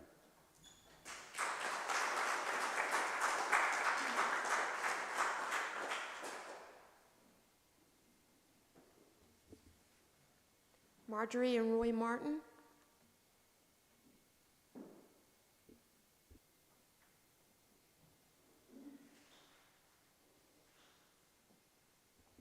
I have a comment that was submitted by email. I can go ahead and read that. Dear Board of Aldermen, thank you for listening to my concerns regarding the conditional zoning text amendment and those of many other Southport residents. After months of presentations, reviews, and research, many Southport residents thoroughly understand that conditional zoning text amendment, recently approved by our planning board and currently under consideration by our Board of Aldermen. Conditional zoning on residential property, which is this amendment addresses, has been marketed as affording flexibility in negotiations between developers and our city leaders. Yet such flexibility is the nature of all conditional zoning. It typically means the developer gets more of what they want, dwelling units, in exchange for amenities, infrastructure improvements, and open space percentages the community may find amenable and leaders prefer. We understand that conditional zoning on residential properties permits development types that may differ from those in the surrounding area and are designated by current zoning maps and requirements. Conditional zoning on residential may produce zoning type changes from, for instance, residentially zoned lots to commercial lots in residential districts or multifamily units next to single-family units in the heart of Southport. The changes facilitated by conditional zoning on residential zoning may include height restriction adjustments, density increases, and setback decreases. All of these alterations to carefully crafted land use plans and zoning maps facilitate a wild west of development types throughout Southport and make impossible Southport's charm and leading aesthetic, which highlights and fosters design consistency and neighborhood cohesion. We understand that the conditional zoning text amendment is meant to address Southport's goals for smart growth or smart development, which, although not always the same thing, are terms often used interchangeably in city documents. The smart growth principles described in the city's land use plan are typically meant for larger, more urban settings where pocket retail and mixed uses provide services to more people across more space. This smart growth development pattern is not meant for a smaller town like Southport, where services are condensed with a central service and business core. Conditional zoning on residential is not rocket science, nor does it take a rocket scientist to understand its objectives, which are more condensed development patterns, more zoning options in more areas, and more variance in design elements, all growth control features of large urbanized areas, not small coastal towns like Southport. We understand conditional zoning and what it will mean for our beloved Southport. We don't understand the need for this text amendment and the monumental changes it will facilitate. What problem it is solving that cannot be resolved by updating our comprehensive plan, the city's key planning document, which articulates and guides Southport vision for the future. We've just budgeted for an update to our comprehensive plan. This update requires significant public interest and input in the design. Our comprehensive plan is the foundation for our city's zoning ordinance. It is prudent that we update our comprehensive plan before we approve zoning amendments that will significantly alter and determine the shape of that plan. Have our leaders consider the ramifications of a conditional zoning text amendment that permits the cobbling together of multi-properties to achieve the initial required 5 acres. What will that mean for single-family residential zone property owners in Southport? Will a 5-acre parcel achieved by cobbling together multiple parcels permit a series of townhomes or smaller apartment units of higher density than the current residential zoning allows in the center of Southport? Will a developer be able to achieve even more acreage from throughout Southport after the initial 5 acres are accumulated to, for instance, account for the open space requirement? How will this cobbling of properties service Southport's vision? This is how the current conditional zoning text amendment reads. This aspect alone is incredibly problematic for residents of Southport who trust you, our leaders, to protect their interest in what Southport is and becomes. Will a conditionally zoned landowner developer who has earned more units of a condensed fashion via flexibility negotiations be able to sell the property to a new landowner/developer who can then ask for a change in conditions? How do we protect current residents from changes to a design they agreed to do the so-called more robust public input incorporated in the text amendment? 1 additional public hearing. How will conditions be implemented, controlled, and arguments of precedence managed? While true, no one can predict or prevent what a future planning board or board of aldermen will do, but we can affect what our current leaders do and what is done to our current plans. I urge you to deny the conditional zoning amendment and focus on the needed and critical updates to our comprehensive plan. Any necessary zone amendments can be addressed when that vital work is complete, but our comprehensive plan must come first, and Southport residents deserve that time to consider and provide input on what they hope Southport will become for future generations. Sincerely, Dr. Karen Beardsley, Quancy, and family. Thank you. Does anybody else, before we wind down, does anybody else have come on, Lois.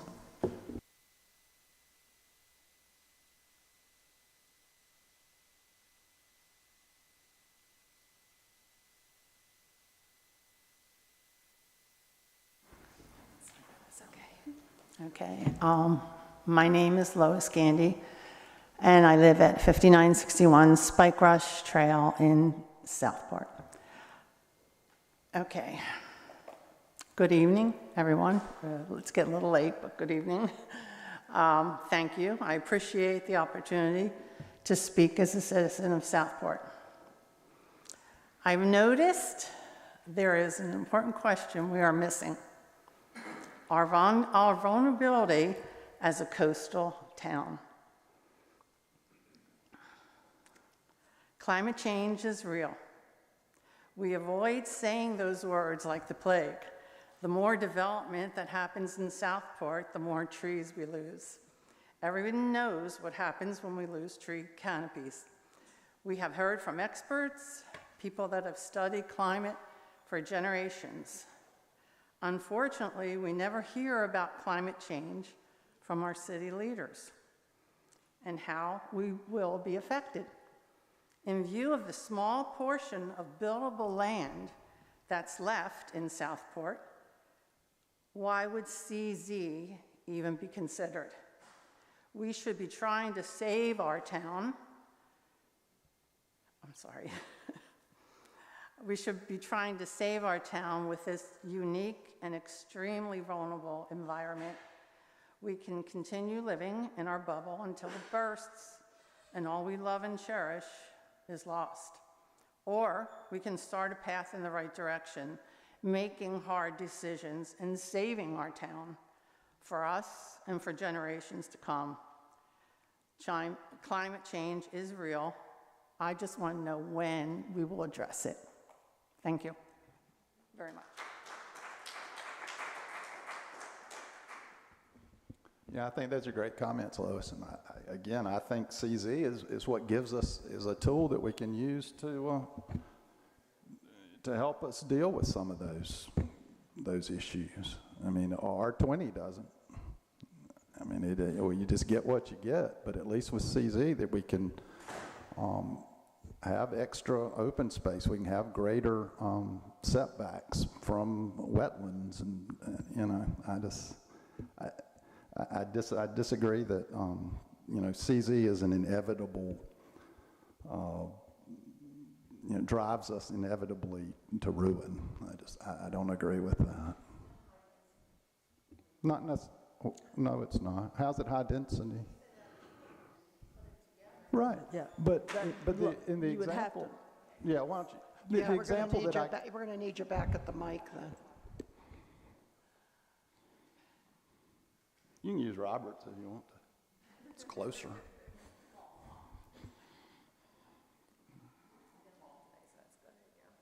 All right. You said before, John, that they will cluster, they will do high density together in certain spots to make more open land. Right. Overall, So that's what I overall was- density is the same. That was what I was speaking. Okay. But what I'm saying, the overall density is the same. It's still 100 units on the 50 acres. But if you can put those houses, sure, in a more compact area, then that leaves you all that other land that helps, where you can leave trees and help against flooding and you know, runoff and everything else. But can you I mean, I'm going to say it bluntly. Developers, I mean, they want a certain thing. I was here at the very first meeting when they, Chad Paul and East West Partners gave the whole setup for Indigo Phase 2. I followed the developers outside that night, and I talked for about an hour with McKay. And we talked and talked about density and the amount they wanted to put in, and they said, we're not changing that. High density is more money, and that's what we want to do. And he was absolutely honest. Right. That's what they want. Well, I mean, that may be what they want, and as we've seen, that's not what they got.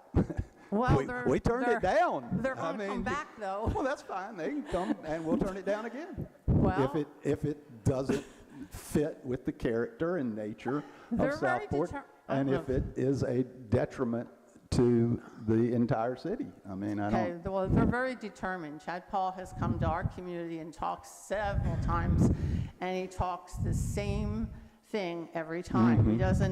He doesn't deviate from that, and he doesn't take questions from us. Sure.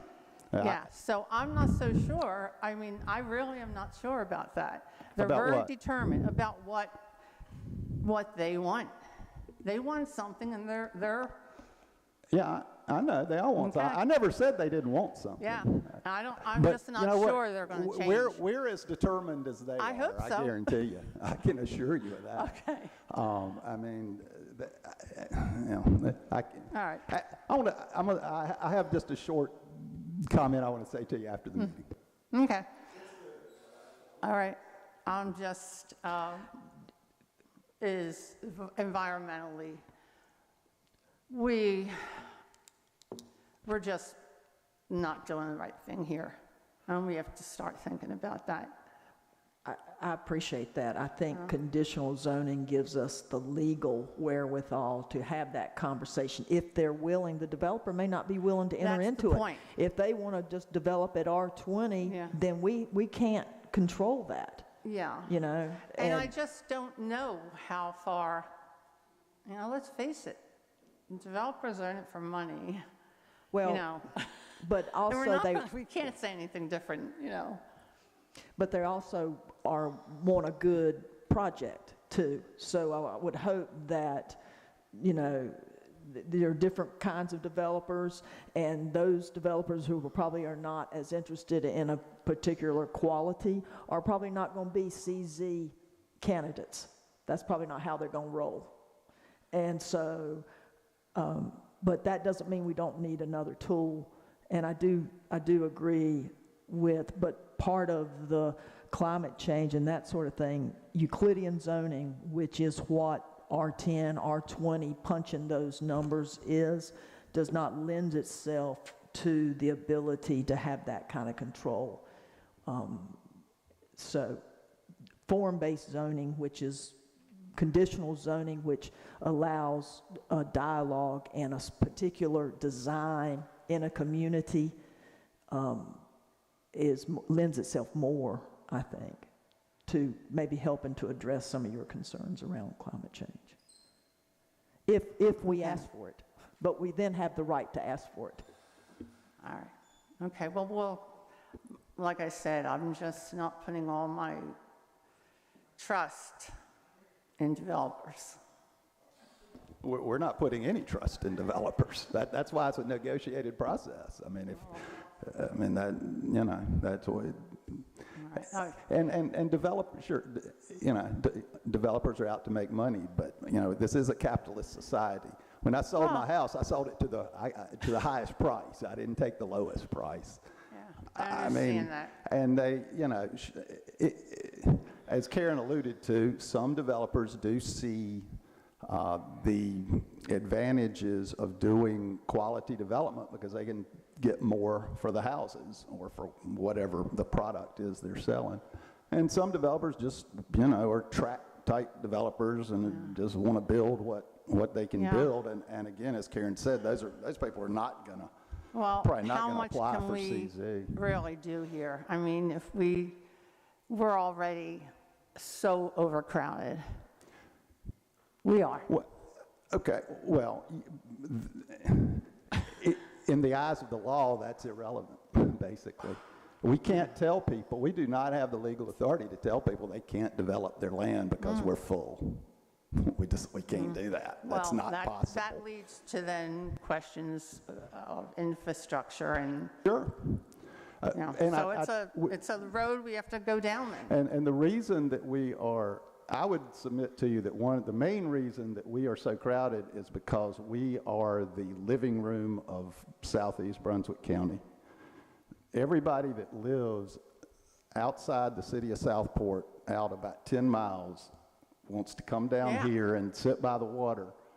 And we're being loved to death by visitors. Oh, yes, and we are, yeah. That's what the real problem is, not the residents or future residents of Southport. The real problem is that we're being overloaded by visitors. But that's good for the tourists. You're a tourist town. It's good. No, we're really not a tourist town. We're a retiree town. It wasn't 20 years ago. Yeah, right? 20 years ago it may have been, but we're not. It's shifted. Sales tax revenue only accounts for about 10% of our general fund budget. I kind of thought Y'all, I'm sorry to interrupt, Lois, but we need to stay on CZ, and I appreciate you coming up and sharing your comments. So now we're at our conclusion. Is there anybody else that wants to speak? Yes, sir. Hi, Ray Martino, 6065 Sullivan Ridge Road in Southport. Thank you all. I knew a tiny bit about all of this before the meeting, so I know more now. I still don't know an awful lot. Context. North Carolina had choice 10 years ago. They could be North Carolina or they could be Florida. Obviously, that decision was made 10 years ago to be Florida. And so we're struggling against that. Someone down there said, "Don't you trust us?" And a lot of this comes down to trust. I mean, it'd be easy if it was CZ and that was it, as opposed to the other thing. But it's both things. And a lot of the actions that have happened are beyond anyone's control because they were in compliance with the existing PUD. All I can talk about is the process in trust. And y'all haven't earned the trust. The city hasn't earned the trust. In fact, since Mayor Joe Pat's not here, I'm going to blame him because he's the chief cheerleader and translator. But I watched a planning board meeting where the members of the board refused to talk about what was good about CZ. And I have a lot of respect for her. She said, we're not going to be political this meeting. If this is a small town, everybody knows everything, and when the elected officials engage in a process without complete transparency, of course, you're not getting trust in return for that. It's a really complicated topic. You need to figure out a way to explain it so that it's more understandable. You did a great job. You helped me tonight, but I think you need to make it easier to understand. And I know it's not easy, but you need to work on that. And I am in favor of growth because I want a Harris Teeter here. Thank you. I think somebody else had a hand raised. Does anybody else want to? Sir, did you want to speak? Anybody? Okay.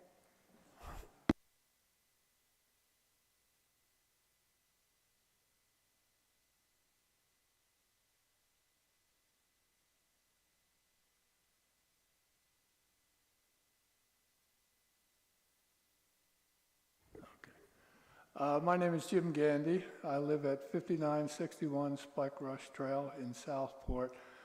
I just want to follow up on the issue of density, because that's really what we're coming down to. The bottom line with CZ is density. I understand what you're saying, Mr. Allen, that if you have a piece of property, it's 100 acres, and it was zoned R20, you could put 50 houses on it, single-family home houses. And I understand that with CZ, you could negotiate with them to do it in more density and leave open space, more open space. My concern is I see CZ as being more than just allowing that. And that's exactly what East West Partners wants to do on Indigo. If you could put what a lot of people are throwing out here is maybe 500 single-family homes, 600 single-family homes on that property. Do you think that they're going to be satisfied with just 500 or 600 dense units on that property and nothing more? Do you think that that is really what they're going to be willing to do? I have no idea, obviously, but if they don't, then what's the harm? Then we don't approve it and nothing, and I guess they go back to R20. I mean, it's no harm, no foul. Well, I guess the bottom line is what I'm looking at here is CZ is for the purpose of allowing greater density. And when I say greater density, more than what the current zoning would allow. I think nobody seems to want to admit that, but I certainly think that that was what the intent is with CZ, is to allow more density of residential units than what the current zoning would allow. And if that's not the case, why would anyone come in and request conditional rezoning? For all the reasons that we've sitting here 3 hours talking about. They can get a better development, sell it for more money. Well, my question to you, are you willing to hold them to whatever could have been put on there as far as single-family homes? Are you willing to hold them to 500 or 600 dense units rather than single-family homes? Are you talking specifically about Indigo? Yes. I'm not about to make any proclamation about what I may or may not do I think we've about got the answer right there then, as far as why we don't trust you, because you're not even willing to commit yourself to that issue. I've committed myself to being opposed to Indigo's original submission. I understand that. Well, when you want to put 188 units on 9.1 acres, I certainly hope you would be opposed to that. What I'm asking nobody's asked me are you willing to say, this is all we're going to allow you to have, is what you could have had with single-family homes, but it will be in a cluster where it'll be more dense and allow more open space. I'm not going to sit here and plan a hypothetical neighborhood that doesn't exist. I'm sorry. Wait a minute. I'm not sure from, we, number one, don't have a submittal in front of us. I understand and that. I don't think that, I don't know what the rules are about going ahead and giving a position before something. I don't know what all that is. That could be used against us. So that's why this is sort of, as far as circling back to conditional zoning, if we can, rather than a specific project that we don't have an application for, and getting us to make some kind of commitment to something is not how that's not the process. Okay, it's based on a submittal, number one. Number two is, I just want to be clear with conditional zoning that density is the closeness of the units. The amount of units that get put on a piece of property is not density. Density is how close the units are. Do you know what I'm saying? Oh yeah, I understand what you're saying. The same 500 units in R20 could be put on smaller lots to save. If you look in the CAMA land use plan, our comprehensive plan, that's what's basically smart development, if you want to get it down into one thing. I understand. I would consider that smart development. My concern is are you going to allow them to have more based on conditional zoning? There's no them right now, but I would say that conditional zoning, the purpose, and correct me if I'm wrong, Tori and Mo, the purpose is to allow a proposal to come forward that for consideration. And then that gives the public an opportunity to be part of that dialogue and to enunciate their concerns. And before they put in an application, with that application, they have to include the minutes of that meeting so that everybody, I mean, it really is the most transparent way to have all of the discussion out in public. as I see it, on a big project that was going to deviate from by right, if you've got something that's going to deviate from by right. So, but that's for CZ. I would say from everything that I've heard, everything I've read about conditional zoning, there's a lot of good. I understand that. There's a lot of good that come out of it. My concerns are that we can't afford to have more density where we're located on the coast than what we already have. And that's my concern, is I don't think we should be allowing any more density than whatever the zoning is right now. We can have something different, but I don't think we should have any more density, because that is detrimental to the environment of a very fragile coastal town. Thank you, thank you. Can I get clarity on what you just said?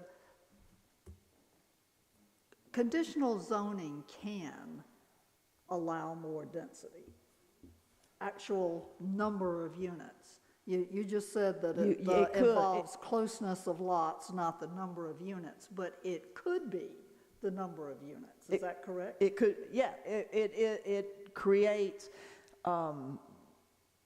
that a proposal. It could have that. Doria, you coming up to speak?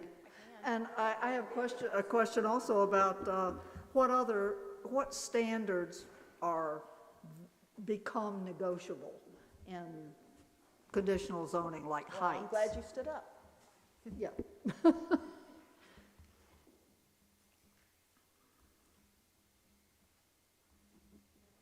One second, let's see.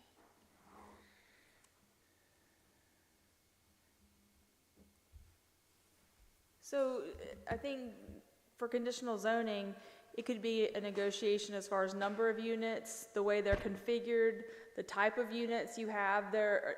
It's pretty much anything that the public expresses and the board wants to consider. But it could be, anything I said, the feature, condition of the open space, the types of open space, neighborhood design, road configuration, the housing types, community amenities. It could be any number of things that would make the project better and make the community more at peace with the situation or the project.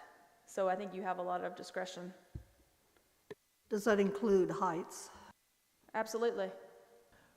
Yeah, height, in this ordinance, the height is tied to the existing numbers, low. So that's not negotiable? No, it's not negotiable in this. Heights are not negotiable.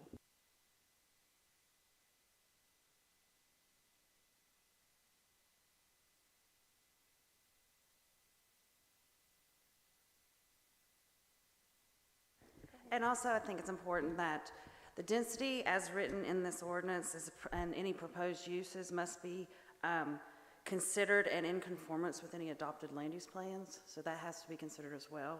So the underlining future land use map designations will also guide the density that's allowed to be built. So we're giving the plan, I think this topic came up a couple of times. The comprehensive plan will set those numbers that you just talked about. And so we want to have a plan 2 years out that could not be consistent with the eventual conditioning zoning program, because we'll be approving things that may not actually be what the city wants, because the comprehensive plan gives you the feel and look. It's at a strategic level. The UDO gives you the tools to implement things. Right now, we don't even know how many lots we have in the city or in the ETJ. Now, to this board's credit, they have put money down to get that answer. To this board's credit, they have put money down to do a comprehensive plan. What we haven't done is, because I've sat through enough of these meetings, that the city staff has some list, I don't know how many, of UDO changes they want. The planning board has said they have a number of changes that they want. aldermen have said they have a number of changes they want. We never even got that. We've never had a meeting to discuss. Throw it all in the pile. Let's see how we want the city to look and feel and be that way. So we have not done that. Now, after I made that statement, I know what the manager's going to say. We're going to start doing that hopefully in August. Is that correct? We're going to start that process. My point of this whole diatribe of mine is that I think I'm agreeing with a number of people that we're getting ahead of ourselves in this one text amendment. We have so many unanswered questions: where we want the city to be, how we want the city to feel, that this will not help that out. If I could just add one comment about that. I think the context of the land use plan is going to be, it's like a living document, like we mentioned earlier. So whether you're conditioning the current applications that come through with our current land use plan, or you're applying the same standards of conditional zoning to the future land use plan or the new comp plan that we're going to do, I think it's not going to change besides what the goals are in the land use plan. So whereas now your land use consistency statement is based on certain principles, those principles may change, but you'll still be applying the same thoughts and same determinations to whether they apply or not. Well, that would be if there's anything left in the next 2 years to be developed. So it is realistic to think that the biggest development that we've had a discussion on is going to resubmit sometime in the next 2 years. It's reasonable to think that. And it's reasonable to think if they get conditional zoning as an option, they may in fact take that. And since we don't know how many other lots there are that fall under our zoning purview, it's reasonable to think that a number of those other people, because we're building out so quickly, and that may impact how we want the city to feel, because we haven't figured out how we want the city to look and feel. It's pretty much that simple. So I know we're not tying this to a single development, but in the next 2 years, we're going to have a lot of pressure to do things, and people, we're not stopping them from developing. They got R20, buddy, they can start tomorrow.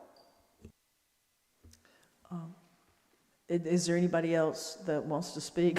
Rich? I'm sorry, honey, you have to come to the thing.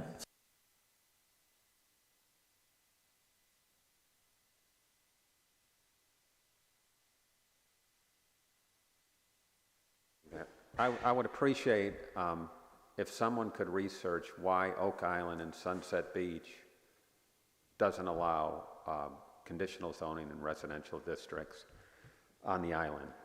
That hasn't been researched at all, and I think that would be helpful. The last thing is, again, going back to the land use plan, and I think in our low density districts, there is 2 to 3 units allowed per acre, which is a 33% increase to what the current zoning allows. So through conditional zoning, an applicant could propose 3 units per acre, whether they're clustered or detached, whatever that might be, and that staff, under their role, because it would meet that standard, could approve that or recommend approval. So that is an increase in density by 33%, and that would be allowed through this conditional zoning process. So I just didn't want that to get lost, because I heard about discussions of cluster development, detached development, and kind of they're the same. But under conditional zoning in those kind of districts, it's not. And I hope, I made my point on that, but that's in the document now. Thank you. Also, just as a matter of course, the small towns in the region that have conditional zoning, as Rich said, Sunset Beach and Oak Island, also St. James, Calabash, Charlotte, Carolina Beach, Burgaw, St. Helena, Surf City, and Topsail. So there are other communities that have that. Is there anybody else that wants to speak before we... please, Shirley, come on.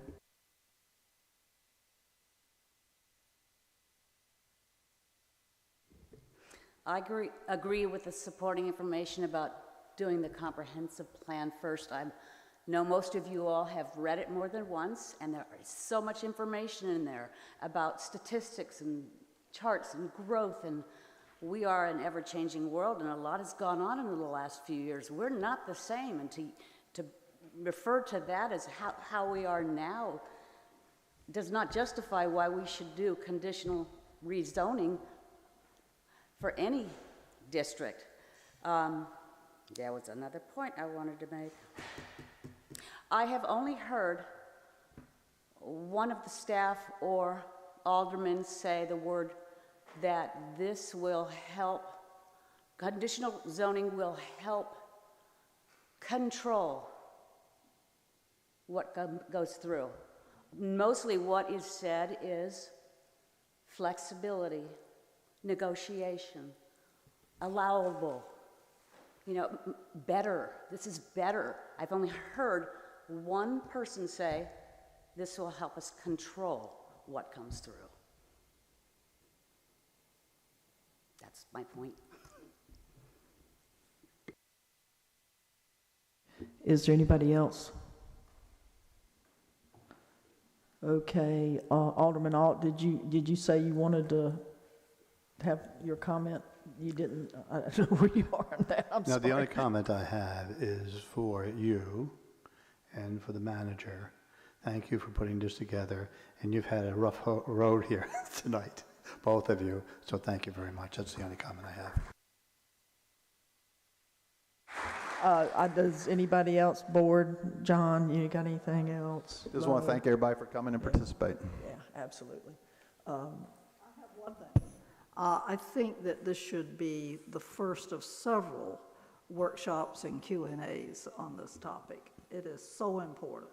And many questions were asked. We need more clarification, for example, from the city attorney. And we've kind of debated back and forth, and we're not at the debate stage. We're at the information gathering stage. So, and there's still a lot to gather. Karen, excuse me, can I say something real quick? Sorry. I just wanted to mention Robert had to leave. He had told us before we scheduled this, he had a hard stop at 8 o'clock. I think he had a little family thing going on with his small children, and he had something he needed to do with them that he had scheduled. So I just want to let everybody know that's why he left early. Thank you. Tom, do you have anything? Okay. Okay. Time after time, we say the UDO is a living, breathing document, and we know that it must be continually updated to ensure the future of our city. Specifically regarding the text amendment we discussed tonight, there will be more opportunities for public input with a noticed public hearing on July 13th at the regular Board of Aldermen meeting, and on that night, the board will not be taking any action on this amendment. I want to thank everybody who's attended tonight's meeting and for your thoughtful questions. Also, we are grateful for the hard work of the city manager, our assistant city manager, the planning staff, and the volunteer members of the planning board as we consider updates for the UDO. Do I have a motion to adjourn? Second. All in favor? Thank y'all.